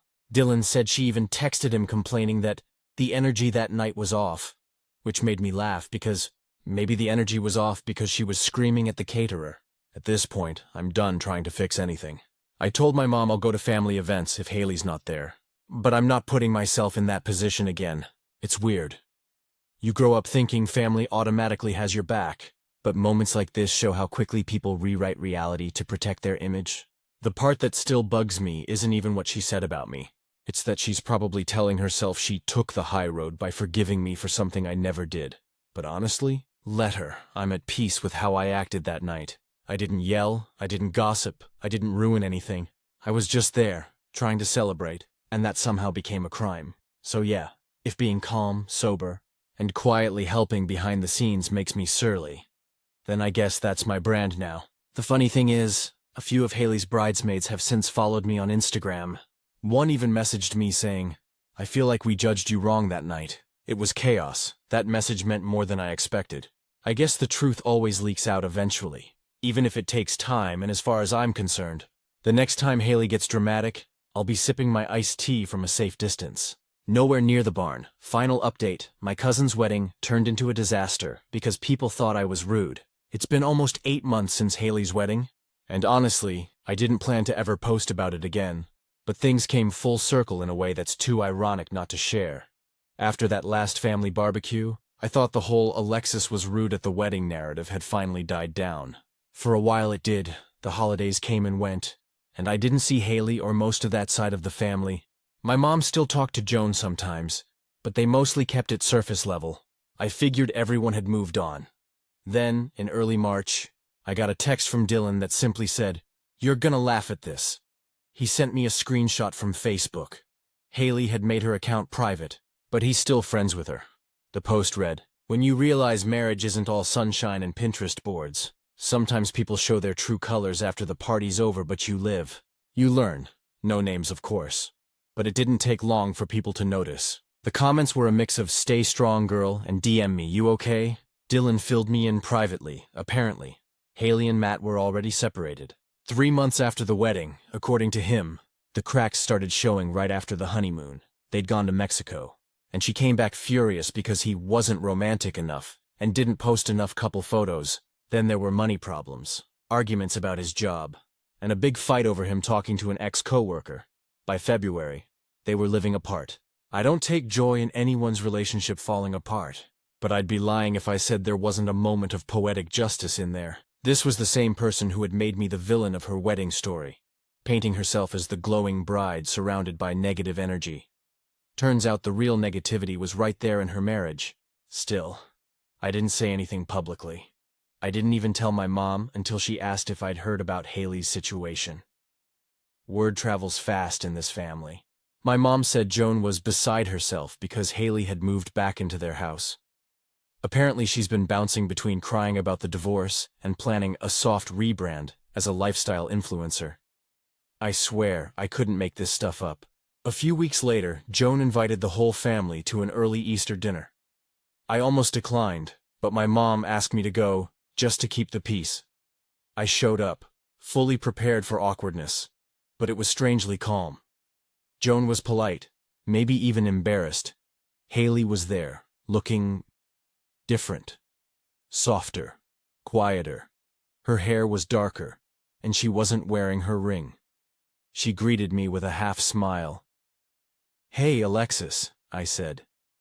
"Hey, how've you been?" She sighed. "It's been a rough few months." I nodded. "I heard. I'm sorry you're going through that." There was a pause, not tense, just heavy. Then she said something I didn't expect. "I owe you an apology." I was so caught off guard I just blinked. She went on. "I was really stressed at the wedding, and I took it out on you. You didn't do anything wrong, I just wanted everything to be perfect. And when it wasn't, I looked for someone to blame. For a second, I didn't even know what to say. I'd imagined this moment before, her admitting she'd been unfair. But it felt surreal actually hearing it. I said, "Thank you, that means a lot." She nodded. "I've been thinking about it a lot lately. I guess I cared more about how things looked than how they really were." I just said, "We've all been there." Later that night we ended up sitting near the fire pit again. Just like at the barbecue months ago, she told me she and Matt were officially divorcing. And she was embarrassed because everyone keeps asking what went wrong. I said, "People will always have something to say. Just focus on yourself." She laughed weakly. "You sound like my therapist." It wasn't exactly a heartwarming reconciliation, but it was real. For the first time in years, she wasn't performing, just being a person. When I got home that night, I felt weirdly peaceful, not happy about her situation, but relieved that maybe we could finally let that whole wedding fiasco die. Of course, some relatives are still clinging to their versions of the story. My Aunt Joan keeps subtly rewriting history. Now she says there were a lot of misunderstandings on both sides, which I guess is her way of saving face, but honestly, I don't even care anymore. Then last month, out of nowhere, Haley texted me a photo. It was from her wedding, the same event that caused all the drama. In the picture, I'm in the background, holding a tray of candles, sweaty and tired but smiling slightly as she and Matt pose near the cake. Her text said, "Found this in the photographer's extras. You were helping that night more than I remembered. I'm sorry for how I treated you." I sat there staring at it for a long time, because that photo, me in the background, doing the unglamorous stuff, kind of summed up the whole thing. I was never there for attention or validation. I was just there to show up for family. The sad part is, sometimes being the quiet helper gets you labeled as cold or negative, especially when you're surrounded by people who measure happiness in photos and applause. But over the last few months, I've realized that peace isn't about everyone liking you. It's about being okay with how you acted when they didn't. I still don't talk to Joan much. Dylan and I keep in touch all the time.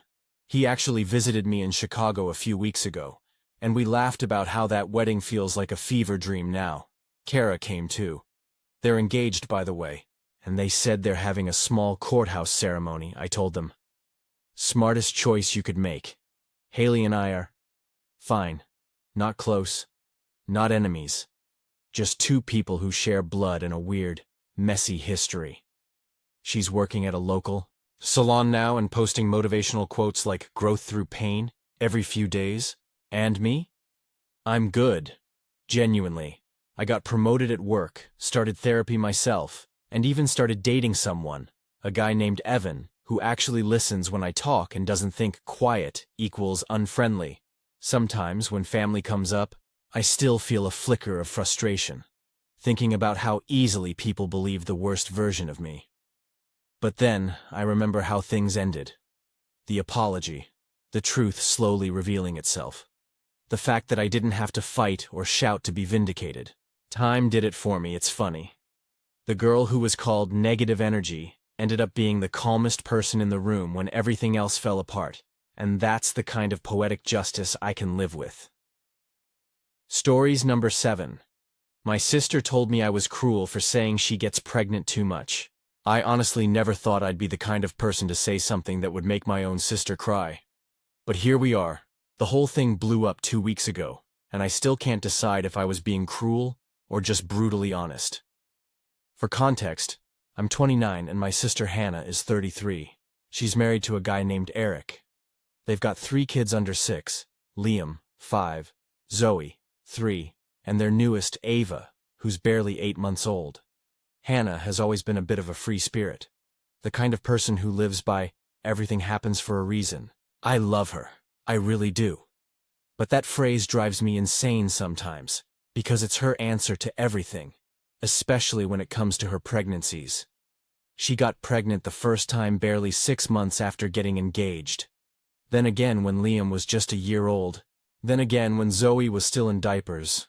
And now, she's pregnant again. When she told me this last one, we were having brunch at my apartment. It was just me, Hannah, and our mom, Karen. I had made pancakes, cut up fruit, lit candles. The whole cozy brunch vibe. And Hannah dropped the bomb between bites of syrupy waffles like it was no big deal. "Oh, by the way, I'm pregnant again," she said, smiling. I froze with my fork midair. Mom gasped and clapped her hands, going on about how blessed she was. But I just sat there staring at her, because the first thing that came to mind was, how the hell are you going to afford another baby? They already live in a 2-bedroom house. Eric works as a mechanic. She stays home. And they constantly talk about how tight money is. Every other week she's calling me or Mom asking to borrow money for groceries or diapers. I've helped, of course. I love my nieces and nephew, but it's starting to feel like I'm co-parenting from the sidelines. I didn't say anything at first. I just smiled awkwardly and said, "Congratulations." But then she started talking about how they'll figure it out like always. And something in me just snapped. I said, "Hannah, you keep saying that, But it's not really figuring it out if you're always calling me for money. She blinked, kind of confused, and laughed like I was joking. But I wasn't. So I said, "You've been pregnant or breastfeeding nonstop since 2018? Don't you think maybe it's time to take a break?" Her face fell immediately. Mom gave me this horrified look, like I'd just cursed at the table. But it was too late. The words were already out there. Hannah said, "Wow. So now I get shamed for having kids." I told her, "No, you're not being shamed. I'm just worried. You're constantly overwhelmed, exhausted, and asking for help. You deserve a break, and so do your kids." She got defensive right away. "Not everyone has the luxury of planning their lives like you do." That one stung. I've been with my boyfriend, Matt, for 4 years. We've been saving for a house, planning to get married next year. But we've made deliberate choices to wait until we're stable before having kids. I told her that. And she said, "Yeah, well, some of us don't have the time to wait until everything's perfect. I'm happy with my family." Then I made the mistake of saying the line that started this whole mess. "Hannah, you get pregnant too much." It came out sharper than I meant it to. She went silent. Mom gasped again and said, "That was completely uncalled for." But I didn't back down. I told her that constantly relying on others for help wasn't fair, that her kids deserved stability, and that maybe, just maybe, she needed to think before bringing another baby into an already struggling situation. She started crying. Not loud, dramatic crying, just quiet tears while she packed up her stuff. She said, "I thought my sister would be happy for me," and walked out. Mom stayed behind to scold me, saying, "You don't know what it's like to be a mother, so you don't get to judge." I told her I wasn't judging motherhood. I was judging irresponsibility. Since then, Hannah hasn't talked to me. She blocked me on social media.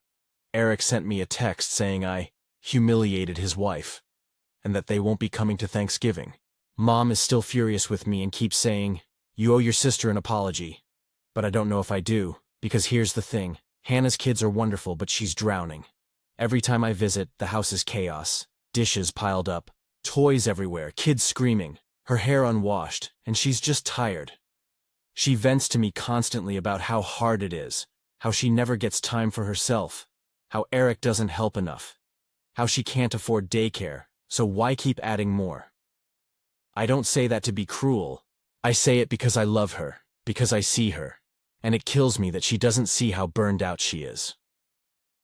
I think part of it is how we were raised. Our mom was the same. She had me at 20, Hannah at 24, and she always preached that family is everything. I think Hannah inherited that mindset that having kids is the ultimate purpose. But it feels like she's chasing that purpose without taking care of herself first. Matt told me I could have worded it better, but he also said, "You weren't wrong, just harsh." He's probably right. I could have said it with more empathy. But when you've been watching the same cycle repeat for years, sometimes the truth slips out before you can soften it. A few days ago, Mom told me that Hannah's been really down, apparently. She's been crying a lot and told Mom she feels like everyone thinks she's a bad mom. That broke me a little. I never wanted to make her feel like that. I've drafted a text to her about 10 times now and deleted every version. I want to say sorry, but I also don't want to lie and say I didn't mean what I said. Because I did. I just wish I had said it in a way that didn't sound so mean. The worst part is that I miss her. We used to talk every day. She'd send me pictures of the kids, little updates, silly videos. Now my phone feels weirdly quiet. Sometimes I scroll through our old texts just to remind myself that we used to laugh together, that we weren't always walking on eggshells. I don't know how to fix this. I don't even know if I can fix it. But I hope one day she understands that what I said didn't come from judgment. It came from love. From wanting her to finally have a life that isn't just surviving from one baby to the next. Maybe one day she'll see that, maybe not, but for now, I guess I'll just keep waiting for the silence to break. Update. My sister told me I was cruel for saying she gets pregnant too much. It's been about 4 months since that brunch disaster, and for the longest time, Hannah and I didn't talk. Not a single text, not a call, nothing. Holidays came and went. Thanksgiving was painfully quiet without her and the kids around. Mom kept sighing dramatically during dinner, trying to guilt me into fixing things, while simultaneously defending Hannah's choices. It was exhausting. I thought about reaching out so many times, but every time I drafted a message, I froze. Because what do you even say to someone you hurt with the truth? Sorry for being honest? Sorry for saying what everyone else is thinking?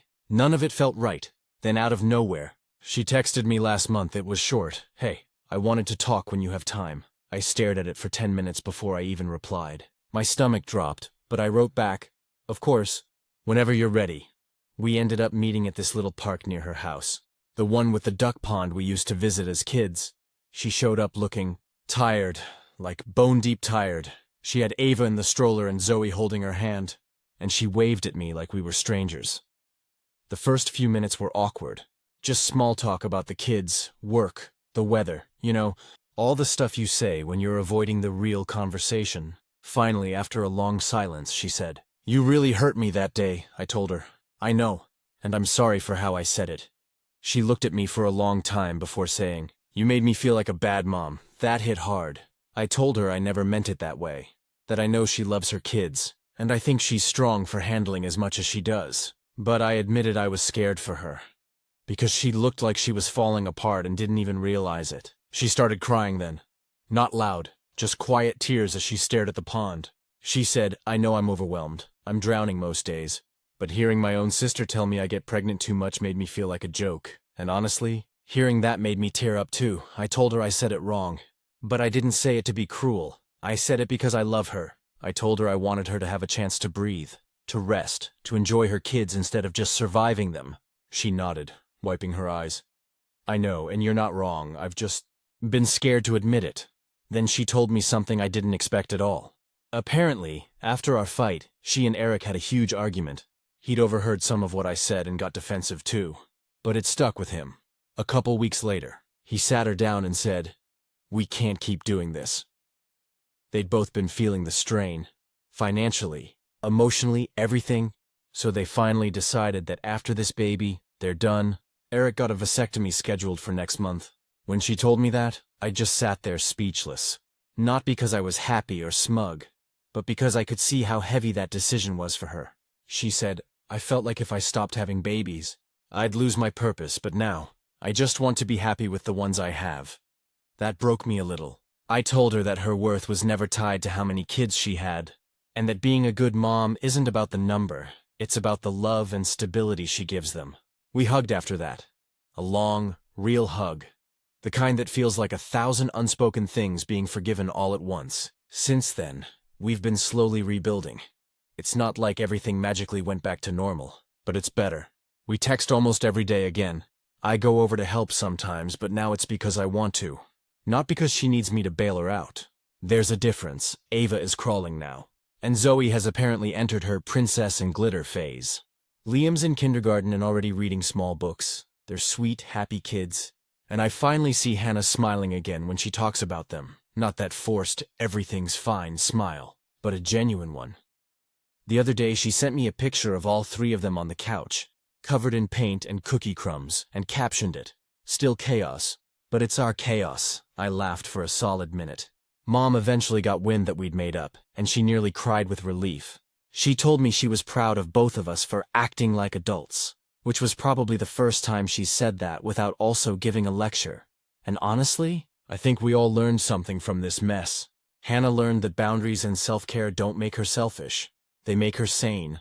I learned that sometimes, honesty without compassion is just cruelty. No matter how right you are, Matt's been quietly supportive through all of it, he told me. This was probably the best thing that could have happened. You both needed to say what you've been holding in. And he's right, we did. I think the biggest thing I've realized through all of this is that family isn't about always agreeing.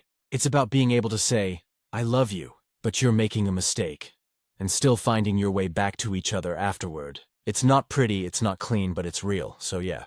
I told my sister she gets pregnant too much. It was harsh, it was mean, but it also cracked open a truth neither of us wanted to face. Now she's healthier, happier. She started taking online classes for early childhood education. She wants to work part-time at a preschool once Ava's a little older. She said, "I finally want to do something for me." And when she said that, I knew we were okay again. I don't regret being honest. I just regret the way I said it, but in the end, I think that conversation might have saved her from losing herself completely. And maybe that's what sisterhood really is.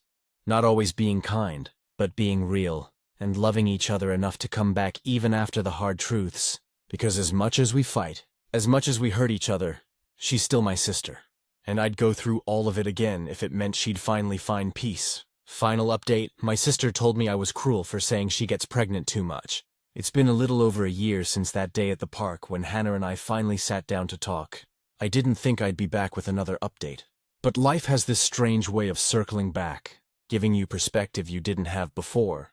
A lot has changed, honestly more than I ever expected. To start with, Hannah and Eric stuck to their decision. Eric went through with his vasectomy a few weeks after Ava's first birthday. Hannah said it was the first time she felt like she could breathe in years. She even joked that the sound of the baby monitor doesn't trigger her fight-or-flight response anymore. Their home feels different now, still chaotic, sure, but there's this sense of calm woven into the mess. When I visit, the kids run around laughing.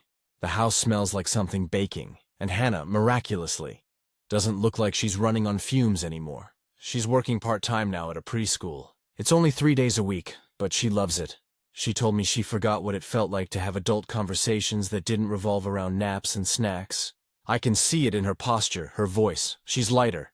She also started going to therapy, something I never thought she'd do. She told me it was partly because of what I said that day, apparently. My bluntness forced her to confront how much resentment she'd buried. Toward Eric, toward Mom, even toward herself. We were sitting on her porch a few months ago, sipping iced tea while the kids played with bubbles in the yard. And she said, "You know, I used to think being a good mom meant giving up everything. But I realized I was disappearing. That hit me hard.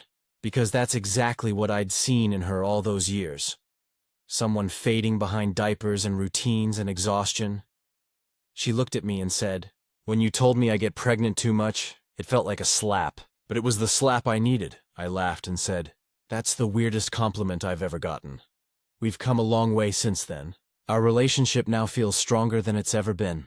It's honest, real, and rooted in mutual respect. She teases me about being the family truth teller, and I tease her for running a tiny daycare at home. But there's love in it now. As for me, life's been moving forward too. Matt and I finally got married last fall in a small ceremony at a lakeside lodge. Hannah was my maid of honor. She gave this emotional speech about how sisters don't always agree, but they always come back to each other. And there wasn't a dry eye in the room. When I walked down the aisle, I saw her holding Ava in one arm and smiling at me with that proud big sister look I'd missed for so long. I think that moment healed whatever tiny cracks were still left between us. After the wedding, things between her and Mom also got better. Mom finally admitted that she'd been enabling Hannah's stress for years by romanticizing motherhood and downplaying how much help she needed. It wasn't a big dramatic revelation, but more of a quiet acknowledgement, she said to me once. "I thought being a good mother meant telling my daughters they could handle everything. I should have told you both it's okay to need help." It's funny how time has a way of humbling everyone. Hannah and I talk all the time now. We FaceTime every week, share Pinterest recipes we'll never make, send each other memes about motherhood and chaos, and complain about Mom in that loving, eye-rolling way sisters do. She's become more confident in herself too. She started journaling, something I used to do religiously. And now she's talking about taking online college classes to get a degree in early childhood development. She said, "It's weird. I used to think my life was already written. Now I feel like I'm finally holding the pen." Every time she says something like that, I remember that brunch table, the shock in her eyes, the tears I caused, and I realize how far we've both come from that moment. Do I regret what I said? Yes and no. I regret how I said it. I regret the tone, the timing, the cruelty wrapped in my frustration. But I don't regret the truth itself, because that truth, as ugly as it was, became the starting point for her healing, and mine. A few weeks ago, I was over at her place for dinner. The kids were running around, Eric was flipping burgers on the grill, and Hannah was laughing, really laughing. I was sitting on the back steps, watching her chase Ava across the yard. When I realized something, she finally looked free. Not free from her kids or her life, but free within it. She came over, sat next to me, and nudged my shoulder. "You know," she said, "you were kind of a jerk that day." I grinned. "Yeah, I know, but you were also right," she added. "You just forgot the I love you part at the end." I laughed, because that was fair, so I told her, "Well, Consider this the very late I love you part. We sat there for a while, watching the sunset and listening to the kids play, and I thought about how families don't really get stronger through perfection. They get stronger through honesty, forgiveness, and the courage to face the messy stuff. So if anyone reading this ever finds themselves in a similar situation, where love and frustration get tangled up so tight you can't tell them apart, my advice is this: speak your truth, but speak it with care, because words can break things. But they can also rebuild them if you're willing to stay and do the work afterward. Today, my sister and I are both in better places than we were a year ago. She's thriving, I'm content. Our family feels whole again, and every time I see her smiling, I know that sometimes the hardest conversations are the ones that change everything. And maybe, just maybe, that's what being sisters is really about. Stories number 8. My friend ruined the last thing I had from my late boyfriend, and now she says I'm being dramatic. I never thought I'd be the kind of person who cried over a book. But this wasn't just any book. It was a hand-painted, signed edition of the Song of Achilles that my boyfriend Noah gave me for my 24th birthday. He'd saved up for weeks to buy it from an artist who customized classic novels with watercolor illustrations on the edges of the pages. He knew how much I loved Greek mythology, and how often I'd reread that story. Noah died in a car accident a year and a half ago. I still can't say that sentence out loud without my throat closing up. He was on his way home from work, just an ordinary Friday. The police said he probably didn't feel anything, but I still wake up some nights wondering what his last thought was. The book became the one thing that helped me feel close to him. His note was still inside the front cover, for you, because you see beauty where others miss it. So yeah, the book meant a lot more than just pages and ink. A few months ago, my close friend Rachel came over for a small movie night with our group. There were 5 of us total. Me, Rachel, her boyfriend Matt, my roommate Tessa, and another friend, Jordan. I'd recently redone part of my living room. With my bookshelf set up near the couch, Rachel noticed the painted book and picked it up. She said, "Oh my God, this is gorgeous. Did you buy this on Etsy?" I told her about Noah, and how he'd given it to me before he passed. Her face softened and she said, "That's really special." I'd be terrified to even touch it. I smiled and said, "Yeah, I keep it out to remind me of him." Then we went on with the night, snacks, drinks, a dumb horror movie that everyone talked through. At one point I went to the kitchen to grab more chips, and when I came back, Rachel was flipping through the book again. I said gently, "Hey, maybe don't handle that one too much, okay?" She laughed. "Relax, I'm being careful," and set it on the coffee table. I didn't push it. After everyone left, I was cleaning up when I noticed the book wasn't on the table. It was on the floor, near a half-empty glass of sangria. My stomach dropped. The edges were wet. The paint bled together in a dark smear that looked like melted watercolor rain. When I opened it, the signature page had a red wine ring on it. I froze. It didn't even feel real. I called Rachel right away, but she didn't pick up. I texted her, "You spilled on the book Noah gave me." She replied about 10 minutes later, "I didn't spill anything. Maybe someone else knocked it over?" But everyone else swore they hadn't touched it. And honestly, I knew it was her. She'd been the last person holding it, and the stain matched the exact shade of the drink she'd been carrying all night. I spent 2 hours trying to dry it out, but the damage was done. The pages rippled, the paint was ruined, and Noah's note was smeared almost beyond recognition. The next day, Rachel came over to talk things out. She brought a Starbucks drink and a nervous smile, like that would soften it.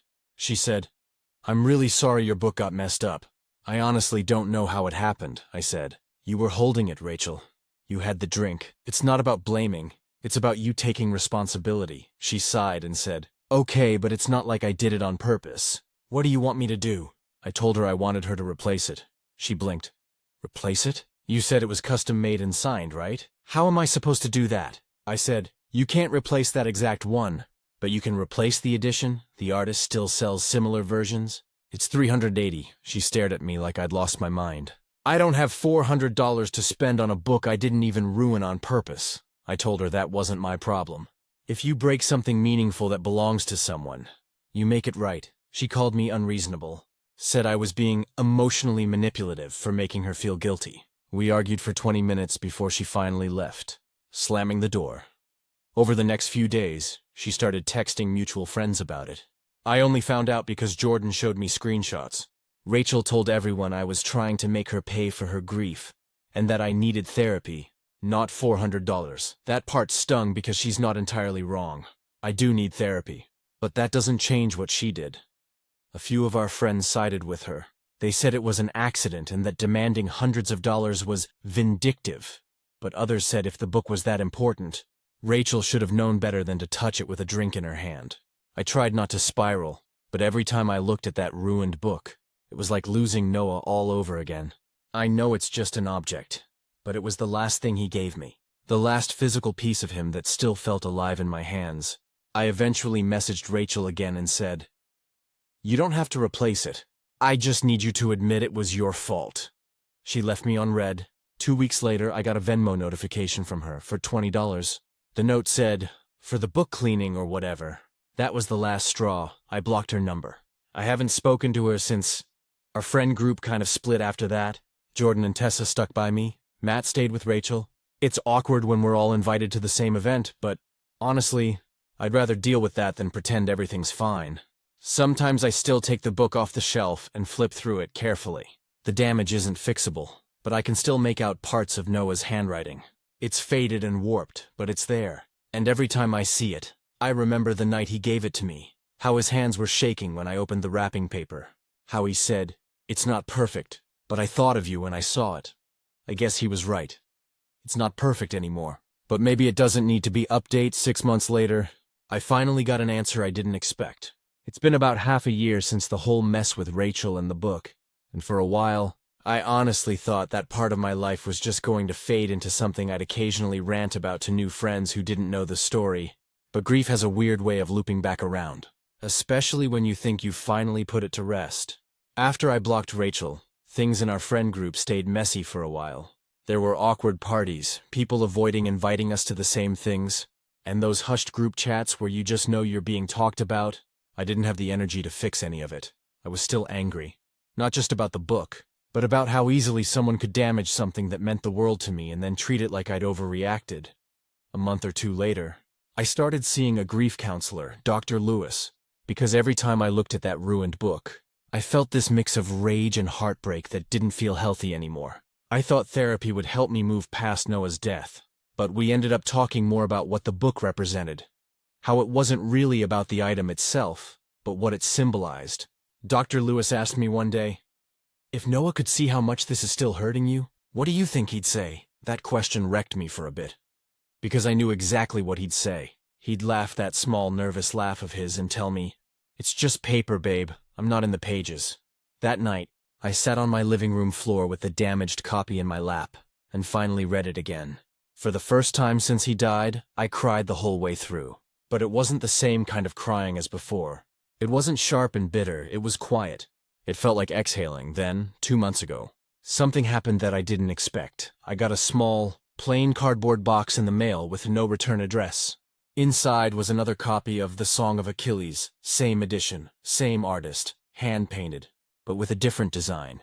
A gold sunset across the page, edges instead of blue waves like my old one. There was a note inside. "I can't undo what I did, but I want you to have this. I'm sorry for how I handled everything. You didn't deserve that. I stared at that note for a long time. I didn't even realize how fast my hands were shaking until the paper started crumpling. I hadn't heard from Rachel since the Venmo thing, and I honestly thought I never would. At first, I was angry all over again.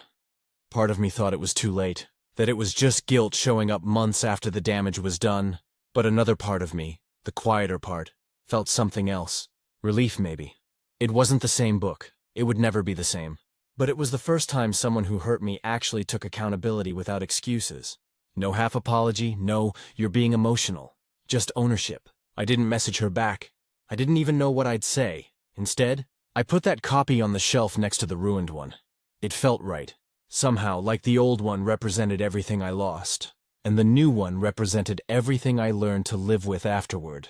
A few weeks later, I ran into Rachel by accident at a local bookstore. She looked different, tired but calmer. She saw me before I saw her and froze for a second. Then she said quietly, "Hey, you got it?" I just nodded. "Yeah, thank you," she smiled, small and nervous. "I really am sorry, I should have said it sooner." And I said, "Yeah, you should have." But then I told her, "I forgive you." We didn't hug or sit down or catch up like old friends. It was just this small. awkward moment between two people who finally stopped carrying the same weight. And that was enough. I still see her around sometimes at mutual events. We're not close anymore, but it's civil. The tension's gone. Sometimes, when we make eye contact, she gives this tiny nod like she's silently saying thanks. And I nod back. That's all we need. After that, I started doing something new every year on Noah's birthday. I buy a used copy of one of his favorite books, write a short message inside, and donate it to the local library. It's my way of keeping a little piece of him alive in the world. Last month, I donated Call Me By Your Name with the note. For anyone who's ever loved deeply and lost gently. I don't know if someone will find it and feel something, but that's not really the point. It's for me, and in a way, for Noah too, so yeah. The book Rachel ruined is still on my shelf. Warped and faded, I don't hide it anymore. When people ask about it, I tell them the whole story, about love, loss, anger, and forgiveness. Because it's not just about the accident or the spilled wine anymore. It's about what it taught me. That grief isn't about holding on to what's perfect. It's about learning to live with what's left. Final update a year later, the story finally feels finished. It's been a full year since Rachel mailed me that replacement copy of the Song of Achilles, and almost 2 years since the night she ruined the original. It's strange how time dulls certain pains while sharpening others. I don't cry over the book anymore, but sometimes I'll catch myself running my fingers over the warped pages of the old one and feel a quiet ache. Less like a wound, more like a bruise that never really fades. A lot has changed since then. After therapy and some honest reflection, I realized how much of my life had been frozen in that single moment of loss. Not just losing Noah, but losing control, trust, and peace. For so long, my world had shrunk down to that shelf and that book. I was living around my grief instead of through it. Last fall, I finally decided to move. Same city, just a different neighborhood. A smaller apartment with more sunlight and fewer ghosts. Packing up the old place was harder than I expected. Every drawer, every box, felt like unearthing a memory I'd buried. When I got to the bookshelf, I hesitated. I pulled down both copies, the ruined one and the one Rachel sent, and sat with them in my lap. For a long time, I just looked at them. The old one still had that faint smell of wine and paper, the edges permanently stiff. The new one's paint gleamed in the light, gold and soft. It hit me then that both of them told the same story. Just in different ways, one spoke of love and loss, the other of forgiveness and rebuilding. So I packed them together in the same box. When I moved into my new place, I set up the shelf right by the window. The books are side by side, exactly as they were before, but now they catch the afternoon light. And that somehow feels right. I still think about Noah often. I don't talk about him every day like I used to, but he's there in the small things. A song on the radio, a phrase someone says that sounds like him, a movie I know he would have made fun of for a long time.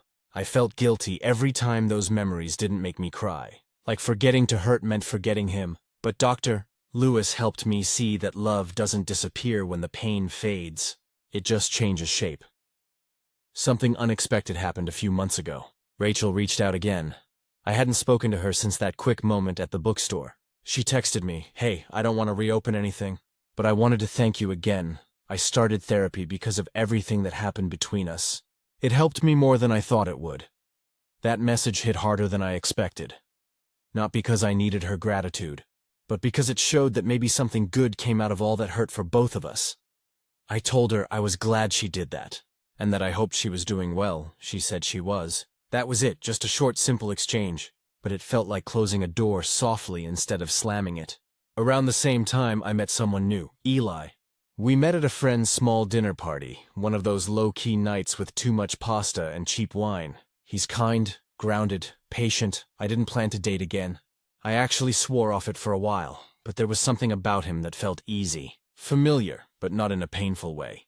The first time he came over, he noticed the books on my shelf and said, "That's one of my favorites." I froze for a second, unsure how to explain the story behind them. Then I told him everything about Noah, the book, Rachel, the replacement, all of it. I expected pity or awkward silence, but he just nodded and said, "You've kept his memory alive beautifully." That line stuck with me, because for years, I thought moving on meant erasing parts of the past, but now I see it's about integrating them, carrying them gently, not dragging them behind you. Eli and I aren't rushing anything. He knows I still talk about Noah sometimes, and he doesn't flinch when I do. That kind of understanding feels rare. It's made me realize that healing doesn't mean you stop missing the person you lost. It means you finally stop punishing yourself for still loving them. Last weekend, I did something I've been avoiding for almost 2 years. I reread Noah's note, the one that got smeared by the wine. You can barely make out the words anymore, but if you hold it up to the light just right, you can still read the last line. Because you see beauty where others miss it. It hit me that maybe that's what all of this was about. Learning to find beauty again, in imperfection, in loss, in forgiveness, even in ruined things. Especially in ruined things. After I finished reading it, I slipped the note between the 2 copies of the book. That way, it sits in the middle, between what was and what is. It felt like the right place for it to rest. Sometimes when I come home after work, I sit by the window with a cup of coffee and just watch the light hit those 2 books. The gold edges of the new one glow, and the old one's colors look softer now, like they've finally settled. I think about how angry and broken I used to feel, and how much peace there is now in just being okay. Rachel and I still follow each other on social media. Though we don't talk much, every once in a while, she likes a photo of Tucker, my dog, or comments something kind on a post. There's no tension anymore. Just quiet understanding that we both went through something that changed us. If I could go back, I wouldn't erase what happened. Not even the worst parts. Because it forced me to confront the way I was holding on to pain as a way of holding on to Noah. Losing that book the way I did taught me that no physical thing could ever contain him. He's in the person I became because of him, not the pages that remind me of him. And maybe that's the biggest lesson of all. Sometimes life ruins the things you think you can't live without. Just to show you that you can, when I look at those books now, I don't see tragedy anymore. I see a story that started in love, broke in loss, and ended in peace. And honestly, I think Noah would have loved that ending. Stories number 9. My city has forgotten what women only means. I didn't realize how much I missed having spaces that were just for women until they were basically gone. I grew up in Portland, Oregon, and for most of my 20s, I used to go to this women's gym called Harmony Fitness. It wasn't fancy, but it felt like home. Dim lighting, mismatched yoga mats, posters about body positivity from the early 2000s. The locker room always smelled faintly of lavender and dry shampoo. You'd see women of all shapes and ages there. College students, grandmas, nurses coming off night shifts. It wasn't even about the workouts. It was the atmosphere. You could show up in baggy sweats, no makeup, messy bun, and no one cared. There was something freeing about not feeling watched, not feeling like you had to perform. Harmony closed down 3 years ago during COVID, and it never reopened. The owner, Maggie, tried to hang on, but rent prices skyrocketed, and she couldn't compete with the big co-ed gyms that offered $10 monthly memberships and free smoothies. When it shut down, it felt like more than just losing a gym. It felt like losing a little pocket of safety and community. Since then, I've bounced around to a few places, and I've noticed how much the vibe has changed. I joined a big fitness chain downtown, Power Zone, because it was cheap and close to work. The first week I went at 6 a.m., before my office job, and immediately felt that old anxiety creeping back. I was on the treadmill, and this guy 2 machines over kept glancing at me between sets of bicep curls. I ignored it, turned up my podcast, and kept running. 10 minutes later, he moved to the stretching area right behind my machine. Then as I got off, he said, "Hey, you're really fast. Do you run marathons or something?" It wasn't an inherently bad comment. He wasn't rude or anything. But that feeling, the one that tells you you're being watched, evaluated, came roaring back. I smiled politely, said, "Thanks," and walked straight into the locker room. The thing is, it's not just the staring. It's the energy. It's how men take up space. Not just physically, but socially. You can feel it when you're in a yoga class and the one guy in the room grunts through every pose. Or when you're doing squats and someone walks too close behind you for comfort. After a few months, I stopped going. I told myself I was just too busy. But the truth was, I didn't feel relaxed there. Around that time, my friend Jenna told me about a women-centered co-op gym that had opened across town. She said it was inclusive and community-driven. I got excited. Finally, a replacement for Harmony. When I showed up, I noticed right away that the sign out front said, "All identities welcome." I didn't think much of it at first. The staff was friendly, the space was bright, and there were murals about empowerment on the walls. But as I kept going, the dynamic started to feel complicated. The gym wasn't technically women only. It was gender inclusive. which is fine, in theory, but it meant that the same problems followed. One day, while doing leg presses, I noticed a man filming himself nearby with a tripod, taking up half the weight area. Later, he asked me mid-set if I could spot him real quick. I declined, and he rolled his eyes, muttering something about how people here are so uptight. I vented to Jenna afterward, and she said, I get it, but maybe he identifies differently. We don't want to assume anything. That's where I started feeling conflicted. I support inclusion, I really do. Everyone deserves a safe space to exist, but lately, it feels like women-only spaces have become almost taboo to defend. I mentioned it once at work, over lunch with a few coworkers. One of them, Sarah, nodded right away. Oh my God, yes. I used to go to a women's writing group, but they changed it to anyone who identifies as marginalized.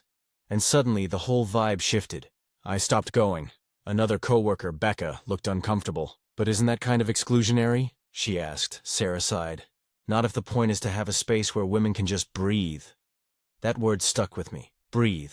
Because that's what those spaces felt like. Places where you didn't have to explain or justify anything. At Harmony, we talked about everything. Periods, birth control, bad dates, pay gaps, family drama. You could strip down to your sports bra, cry mid-spin class, and someone would pat your shoulder and say, same girl.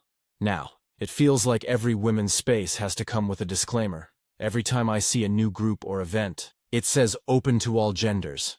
And I get why, but I also miss the simplicity of saying, hey, this is for us. A few months ago, I joined a women's book club that met every other Sunday at a local cafe. The first few sessions were great, 6 or 7 of us sitting around with lattes, talking about memoirs and relationships. Then one week, the organizer, Lydia, announced that we'd be opening membership to everyone who loves literature. The next meeting had 16 people. 10 of them were men. Suddenly the conversation shifted. The tone was different.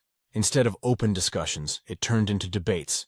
A few of the men started dominating the conversation, explaining the historical context of every book or interrupting with, well, actually, when Lydia asked what we thought about the main character's relationship struggles.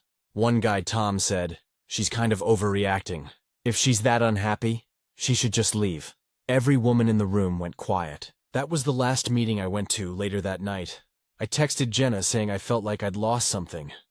Like the last thread of real women's spaces had been pulled loose. She replied, I know.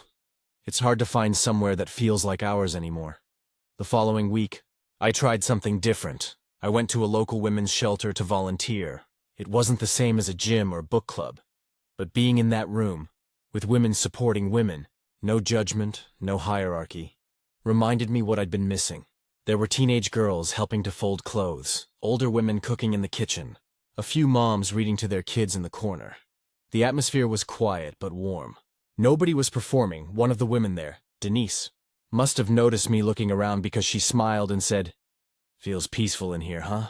I nodded. Yeah, really peaceful, she said. That's because we keep it that way. I didn't ask what she meant, but I knew. Since then, I've started hosting a small workout group in my apartment building's community room. It's just 5 or 6 of us. Women from different floors who wanted something low pressure. We stretch, lift light weights, talk, vent, laugh. No judgment, no mirrors. It's not a gym. It's not an official space, but it feels sacred in its own way. Sometimes I think about Maggie, the owner of Harmony Fitness, and how she used to say, women aren't just here to lose weight. We're here to lose the weight of the world. That line used to sound cheesy. Now I get it, because it's not just about who's allowed in. It's about who feels comfortable enough to exist. I wish we could have those spaces again without guilt, without being labeled exclusionary. Because wanting to feel safe, wanting to exhale, isn't hateful, it's human. I don't know if I'll ever find another Harmony, but for now, I've got my little circle of women who meet on Tuesday nights with thrift store dumbbells and a Bluetooth speaker that cuts out halfway through songs. And honestly, that's enough. It's messy and small and imperfect, but it's ours, and that's all I ever wanted. It's been about 6 months since I made that post about missing women-only spaces, and honestly, I didn't expect it to get much attention. I just needed to vent. But then it kind of blew up. I read every comment, the supportive ones, the critical ones, even the weird debates that happened in the replies. It made me realize how many women are craving the same thing I was talking about. After that post, a few women from my apartment building came up to me in the lobby and said, "Hey, were you the one who started the Tuesday workouts? Can I join?" It started spreading by word of mouth. At first, it was just me, Aaron, Taylor, and Monica. Then a few more neighbors joined, and suddenly we had about a dozen women showing up every week. We called it Tuesday Tribe as a joke at first. We'd play early 2000s pop, bring snacks, talk about work drama, stretch, and do whatever movements felt right. It wasn't structured, but it became something special. One night, we were talking afterward, sweaty, tired, sitting on yoga mats eating pretzels, and Aaron said, "This feels like the only hour of the week where I'm not tense." Everyone nodded. Monica, who's a nurse, said she looks forward to it more than her days off. That's when I realized this wasn't just about fitness. It was about breathing room. We decided to make a little private Facebook group so we could share updates and coordinate times. That's when things got weird. Someone, I still don't know who, took a screenshot of one of our posts where I had written Women's Workout Group and shared it in a local community page. The caption said, "Apparently there's a group in the Riverbend apartments that's excluding men. Isn't this kind of sexist?" At first, I laughed it off. The internet will always find something to get mad about. But then, a few days later, the building manager, Greg, sent me an email asking to clarify the nature of the group. He said someone had complained that the community room should not be reserved for gender-exclusive purposes. I was honestly stunned. I explained it wasn't an official club or anything, just neighbors hanging out. But he said since it was happening in a shared space, it might violate the building's inclusivity policy. When I told the group, everyone was furious, Taylor said. "We're literally just doing yoga and talking about cramps. What do they think we're plotting, a coup?" We decided to move our sessions to my apartment instead. It's small and 2-bedroom, but we pushed the couch back and made it work. It was cramped, sweaty, loud, but it was ours again. Then, out of nowhere, something beautiful happened, one of the women, Monica, said. "Why don't we make this official? Like a real women's collective?" We started meeting on Sundays, too. Not to work out, but to talk about life stuff. Finances, careers, relationships, burnout. It became a mix of therapy, friendship, and community care. We brought food, wine, sometimes even our kids. I'll never forget one particular night when Carly, a single mom in our group, started crying while talking about how isolated she felt. She said, "Every time I ask for help, I feel like I'm burdening someone." Aaron hugged her and said, "Not here, you're not." That night hit me hard. Because it wasn't about exclusion. It was about belonging. We grew slowly. A few women invited their sisters or co-workers. By summer, there were almost 30 of us. We started renting a room at a local rec center once a week. It cost a bit, so we all chipped in $10 each. We didn't advertise it publicly. It was word of mouth only, still word got around. And eventually, the same debate found us again. Someone posted about us on Nextdoor, calling us a discriminatory group. I think the exact phrase was, "If men can't join, it's sexist." Imagine if the roles were reversed. We tried not to engage, but then the rec center staff called me. They said a few people had emailed asking whether it was legal for them to rent space to a women-only club. It was surreal. We weren't harming anyone, we weren't even public, but somehow, existing as a group of women who wanted privacy was seen as a threat. I ended up writing a calm email to the director, explaining what we do, that it's a peer support circle for women, not a business or political organization. Thankfully, she was understanding. She said as long as we were paying and following rules, we could continue. Still, the whole thing left a sour taste. A few women got scared and stopped coming. "I just don't want to deal with drama," Carly said. I didn't blame her, but others doubled down. Aaron said, "If they're mad, it means we're doing something right." So we kept going. Around that time, one of our members, Julia, who works in social media, suggested we create an online version, a private Discord for women in our city who miss that kind of space. It exploded. Within 2 weeks, we had over 500 members. Women were sharing job leads, venting about dating, giving parenting advice, swapping local recommendations. It became this bustling, warm corner of the internet, and predictably, the criticism followed us there too. Someone leaked screenshots to Twitter, claiming we were gatekeeping womanhood. Julia was devastated. She almost shut the server down, but then, one night, I logged in and saw dozens of women posting messages like, "I haven't felt this comfortable talking online in years. I'm finally not scared to be myself. This feels like home."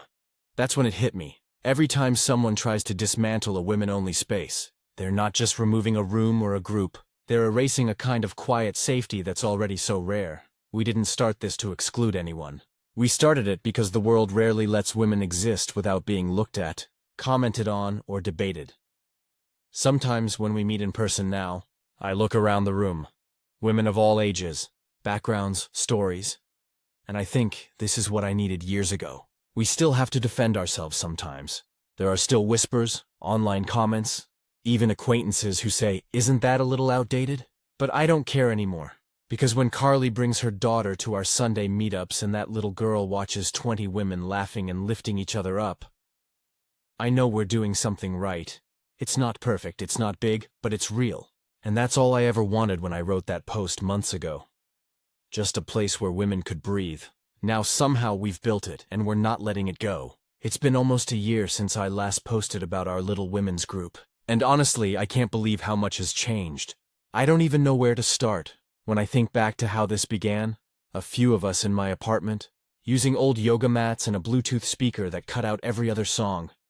It feels surreal to see where we are now. We call ourselves the Haven Collective now. Julia came up with the name. It felt right. We're not trying to be political or trendy.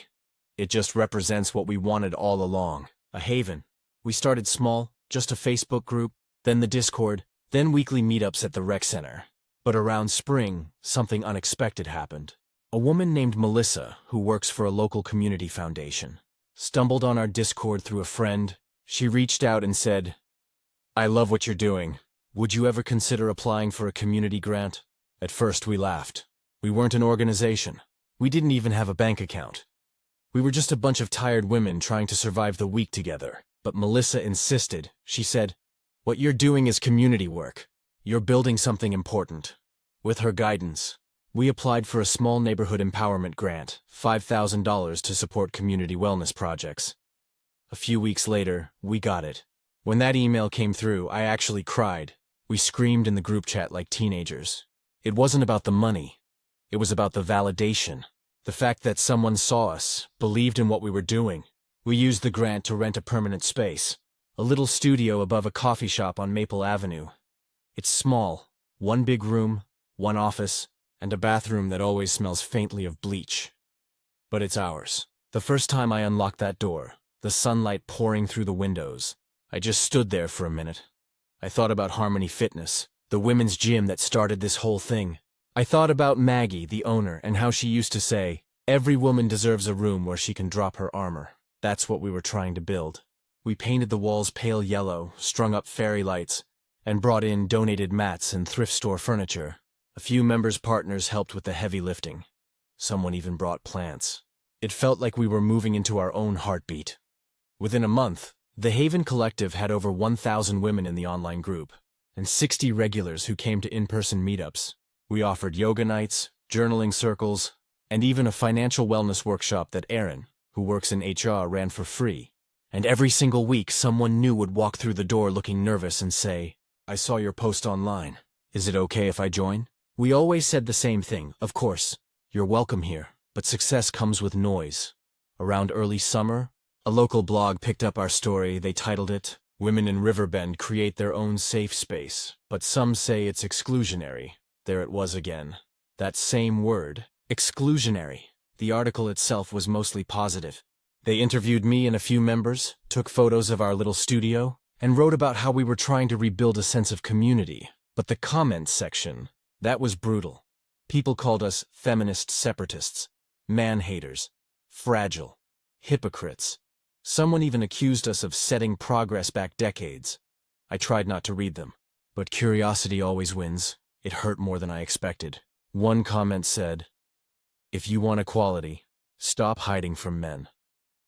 I remember sitting in the studio after everyone left that night, lights dim, staring at that line on my phone, and I thought, that's the problem. We can't even exist quietly without being accused of hiding. But what I didn't expect was how much support came after. Hundreds of women started reaching out from other cities, Seattle, Denver, Atlanta, Austin, saying, "We need this too. How did you start?" We made a free guide, how to organize, how to talk to landlords, how to handle pushback. We called it Building a Haven. A few months later, other groups started popping up. The Haven Chicago, Haven Bay area, Haven, Philly. It was wild by fall. Melissa told us our story had been included in a local women's leadership showcase. She said, "You know, this could become a nonprofit, right?" So we did it. We filed the paperwork, opened a small checking account, and officially became the Haven Collective, Inc. I won't lie. I was terrified. I'd never run anything like that before. I still work my regular marketing job during the day, but I also knew what this meant to people. Carly, the single mom from my last post, now runs our childcare swap program. A group of moms who take turns watching each other's kids during meetups. Julia handles social media. Erin tracks donations. Taylor coordinates events. We're all volunteers, and every week, without fail, someone new joins and says, "I didn't know a place like this existed." Last month, a woman named Heather came for the first time. She's in her 50s, recently divorced, said she'd been feeling invisible for years.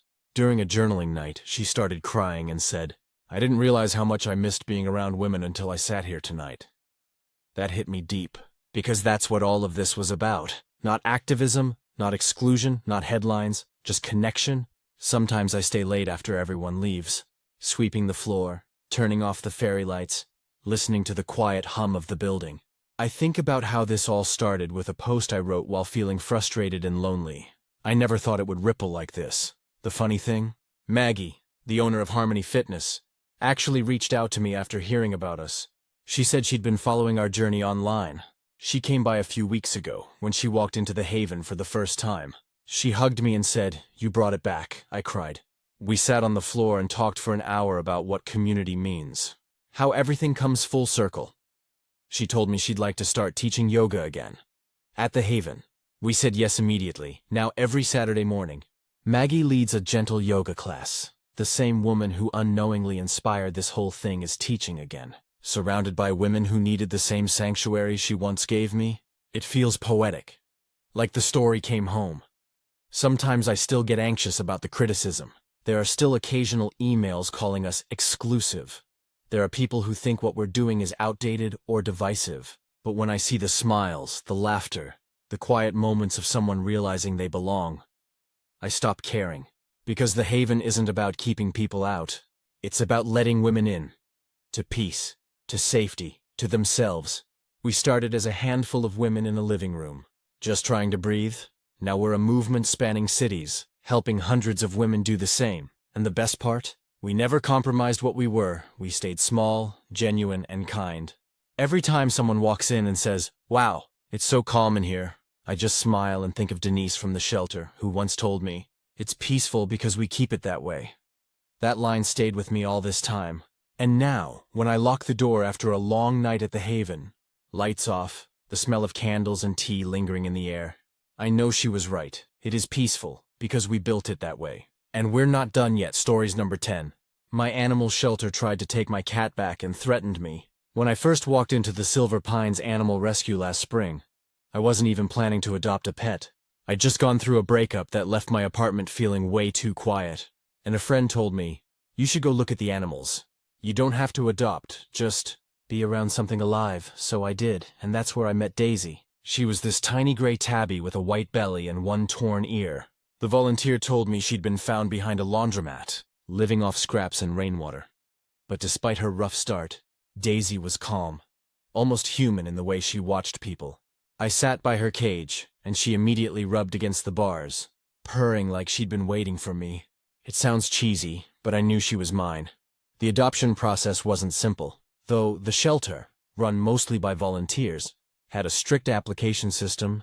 They did home visits, asked for vet references, and required a $200 adoption fee. I filled everything out honestly, told them I worked from home as a freelance graphic designer, lived alone and had no other pets. A week later, they called to say I'd been approved. I was so excited I cried in my car after picking her up. For the first few months, Daisy and I were inseparable. She'd nap on my keyboard while I worked, chirp whenever I opened the fridge, and sleep curled up next to me every night. She wasn't just a pet. She became a piece of my daily rhythm. Then came the shelter check-ins. At first, they seemed fine. The woman I'd been in contact with, Linda, texted occasionally asking how Daisy was doing. I'd send her pictures. Daisy sunbathing on the windowsill. Daisy knocking over my coffee. Daisy sleeping in a blanket burrito. Linda always responded with heart emojis or "she looks so happy." But around 4 months in, things started feeling off. Linda texted me one afternoon saying, "Can we schedule a home visit this week?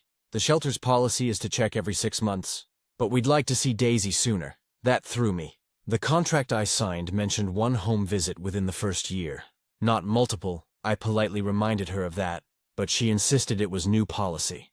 Something in her tone felt possessive. When she came by, she walked into my apartment without really asking, looked around like she was inspecting a rental, and made notes on a clipboard. Daisy ran right up to her, friendly as ever, but Linda frowned. "She's gained some weight," she said, scribbling something down. "Are you sure you're feeding her the right portions?" I told her the vet said Daisy was healthy. She barely looked up. "We just like to make sure our rescues are living their best lives. Some adopters overfeed out of guilt." That comment irritated me. I bit my tongue, though. Before leaving, she asked, "If for any reason you can't care for Daisy anymore, you must return her to us. You know that, right?" "Yes," I said, a little confused. "But that's not going to happen." Her smile didn't reach her eyes. "We've heard that before." A week later, I got an email from the shelter asking for updated vet records and photos. It wasn't optional. They said it was part of their post-adoption monitoring. I complied, just to avoid drama. Then 2 months after that, the real nightmare began. One morning, I woke up to 3 missed calls and a voicemail from Linda saying, "We've had reports that Daisy isn't being properly cared for. Please contact us immediately." My stomach dropped. Reports? From who? When I called back, Linda said an anonymous tip claimed Daisy was living in an unsafe environment. I demanded to know what that meant, and she said, "Someone close to you reached out. We're obligated to investigate." It didn't take me long to figure out who. My downstairs neighbor, Karen, had complained a few times about Daisy's meowing when I was away for groceries. She was one of those retirees who thinks every sound in the building is an act of war. I explained everything, offered vet records, photos, even a note from my landlord confirming Daisy was allowed. But Linda wasn't having it. "I'm sorry," she said coldly. "Until the matter is resolved, we're sending someone to collect Daisy for temporary shelter placement." I froze. "You can't just take my cat. She's legally mine." "That's debatable," she replied. "The adoption contract gives us reclaim rights if we believe the animal's welfare is at risk." I'd read that contract carefully. It didn't say that. It only stated I had to return Daisy if I willingly surrendered her. But I wasn't surrendering anything. That night, I barely slept. I printed every vet document I had, screenshots of texts showing how often Linda complimented Daisy's care, and photos of Daisy looking healthy and happy.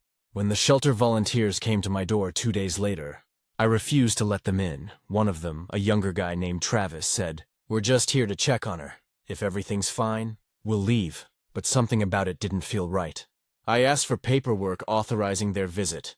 They didn't have any. When I told them I'd call the police if they tried to enter without a warrant, Travis's face went pale. They left. But an hour later, I got another email from Linda.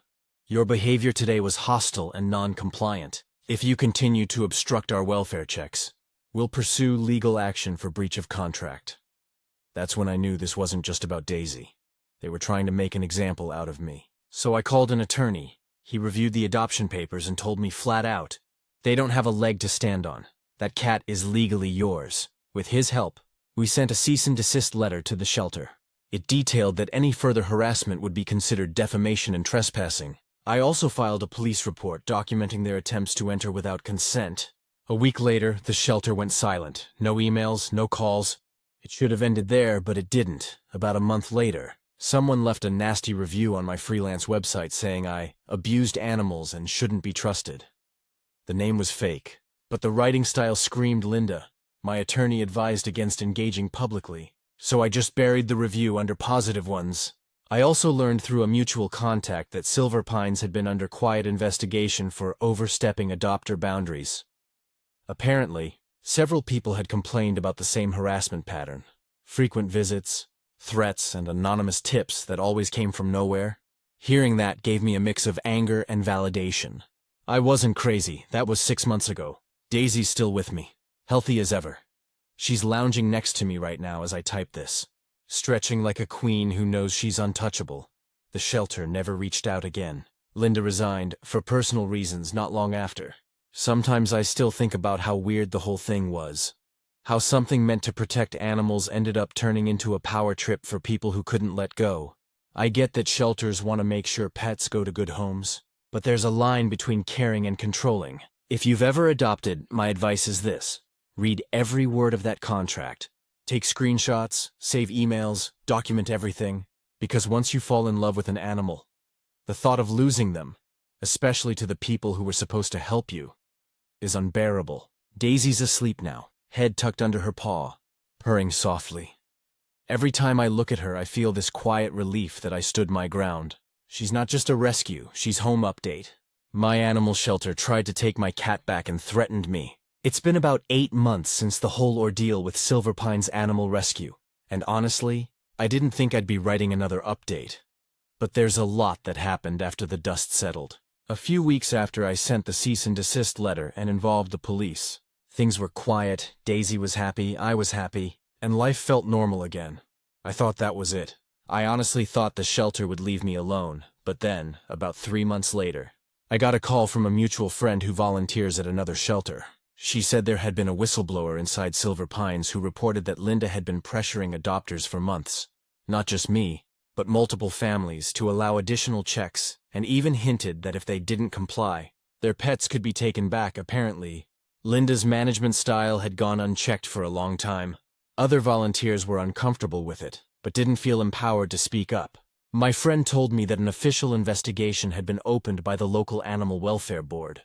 When I heard that, I felt vindicated, I guess, not in a "I told you so" way, but in a "I wasn't crazy, Daisy wasn't at risk, and I wasn't doing anything wrong" way. A few days later, I got a formal letter from the welfare board asking me to provide documentation of everything: texts, emails, vet records, photos of Daisy, and they assured me it was purely for the investigation.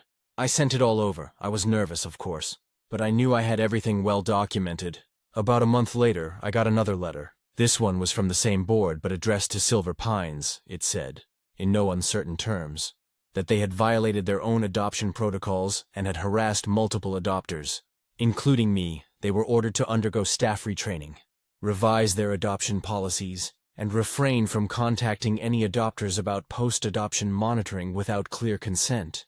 And then the kicker: Linda was personally reprimanded and banned from managing any adoptions for the next year. She'd resigned quietly before, but this was the official mark against her. It felt surreal. Months of stress, anxiety, and sleepless nights.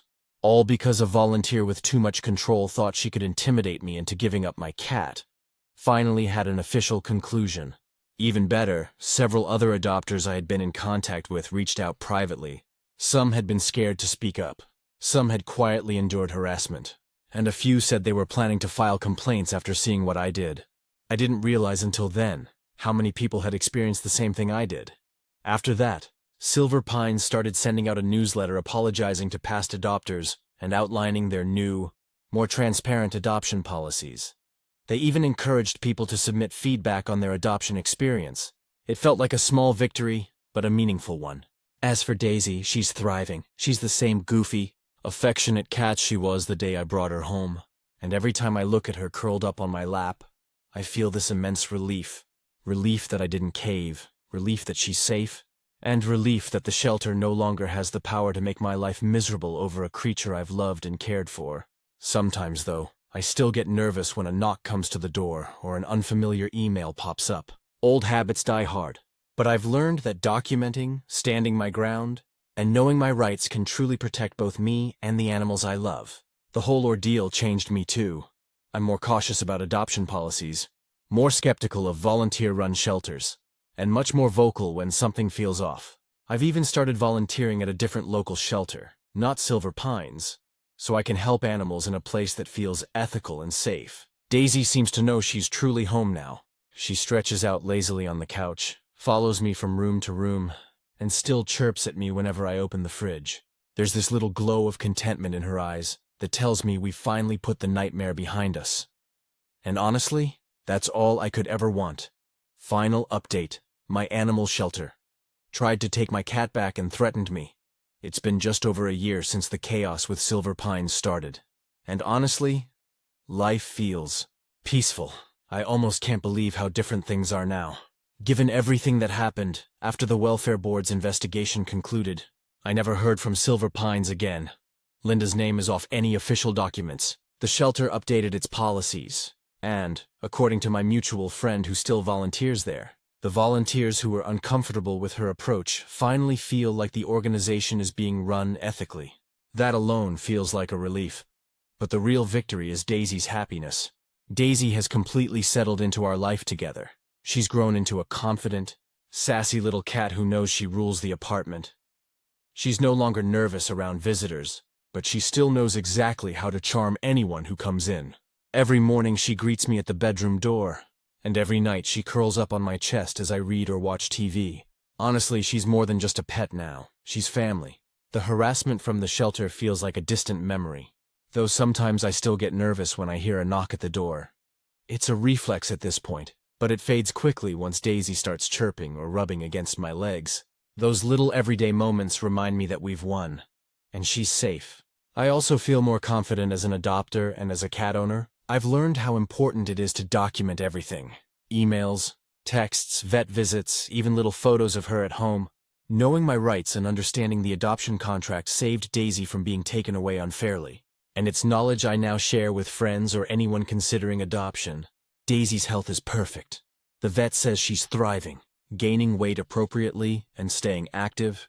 We've even started a little routine where she gets short bursts of playtime with a laser pointer before bed. She's still the same little gray tabby with the torn ear, but now she's full of confidence and clearly feels at home. I think the most surprising part of all this is how it changed me. Before, I was hesitant to speak up, worried about confrontation, and unsure how far I could push back against authority, even if it was unfair. Standing up to the shelter taught me to trust my instincts, advocate for myself, and protect those I love, even if that means dealing with uncomfortable situations. I've also started volunteering at a different local shelter, one that actually listens to volunteers and prioritizes the welfare of the animals. It's rewarding in a way I never expected, and it's a constant reminder of why I fought so hard to keep Daisy. I even help new adopters understand the importance of clear communication and documentation. Watching them succeed feels like giving back a little piece of what I went through. A few weeks ago, I invited my parents over. Daisy greeted them at the door, chirped for attention, and immediately curled up in Mom's lap. Mom laughed and said, "She's so happy. I can tell she really belongs with you." Dad nodded and added, "You did good, keeping her safe." That's your cat through and through, I realized in that moment.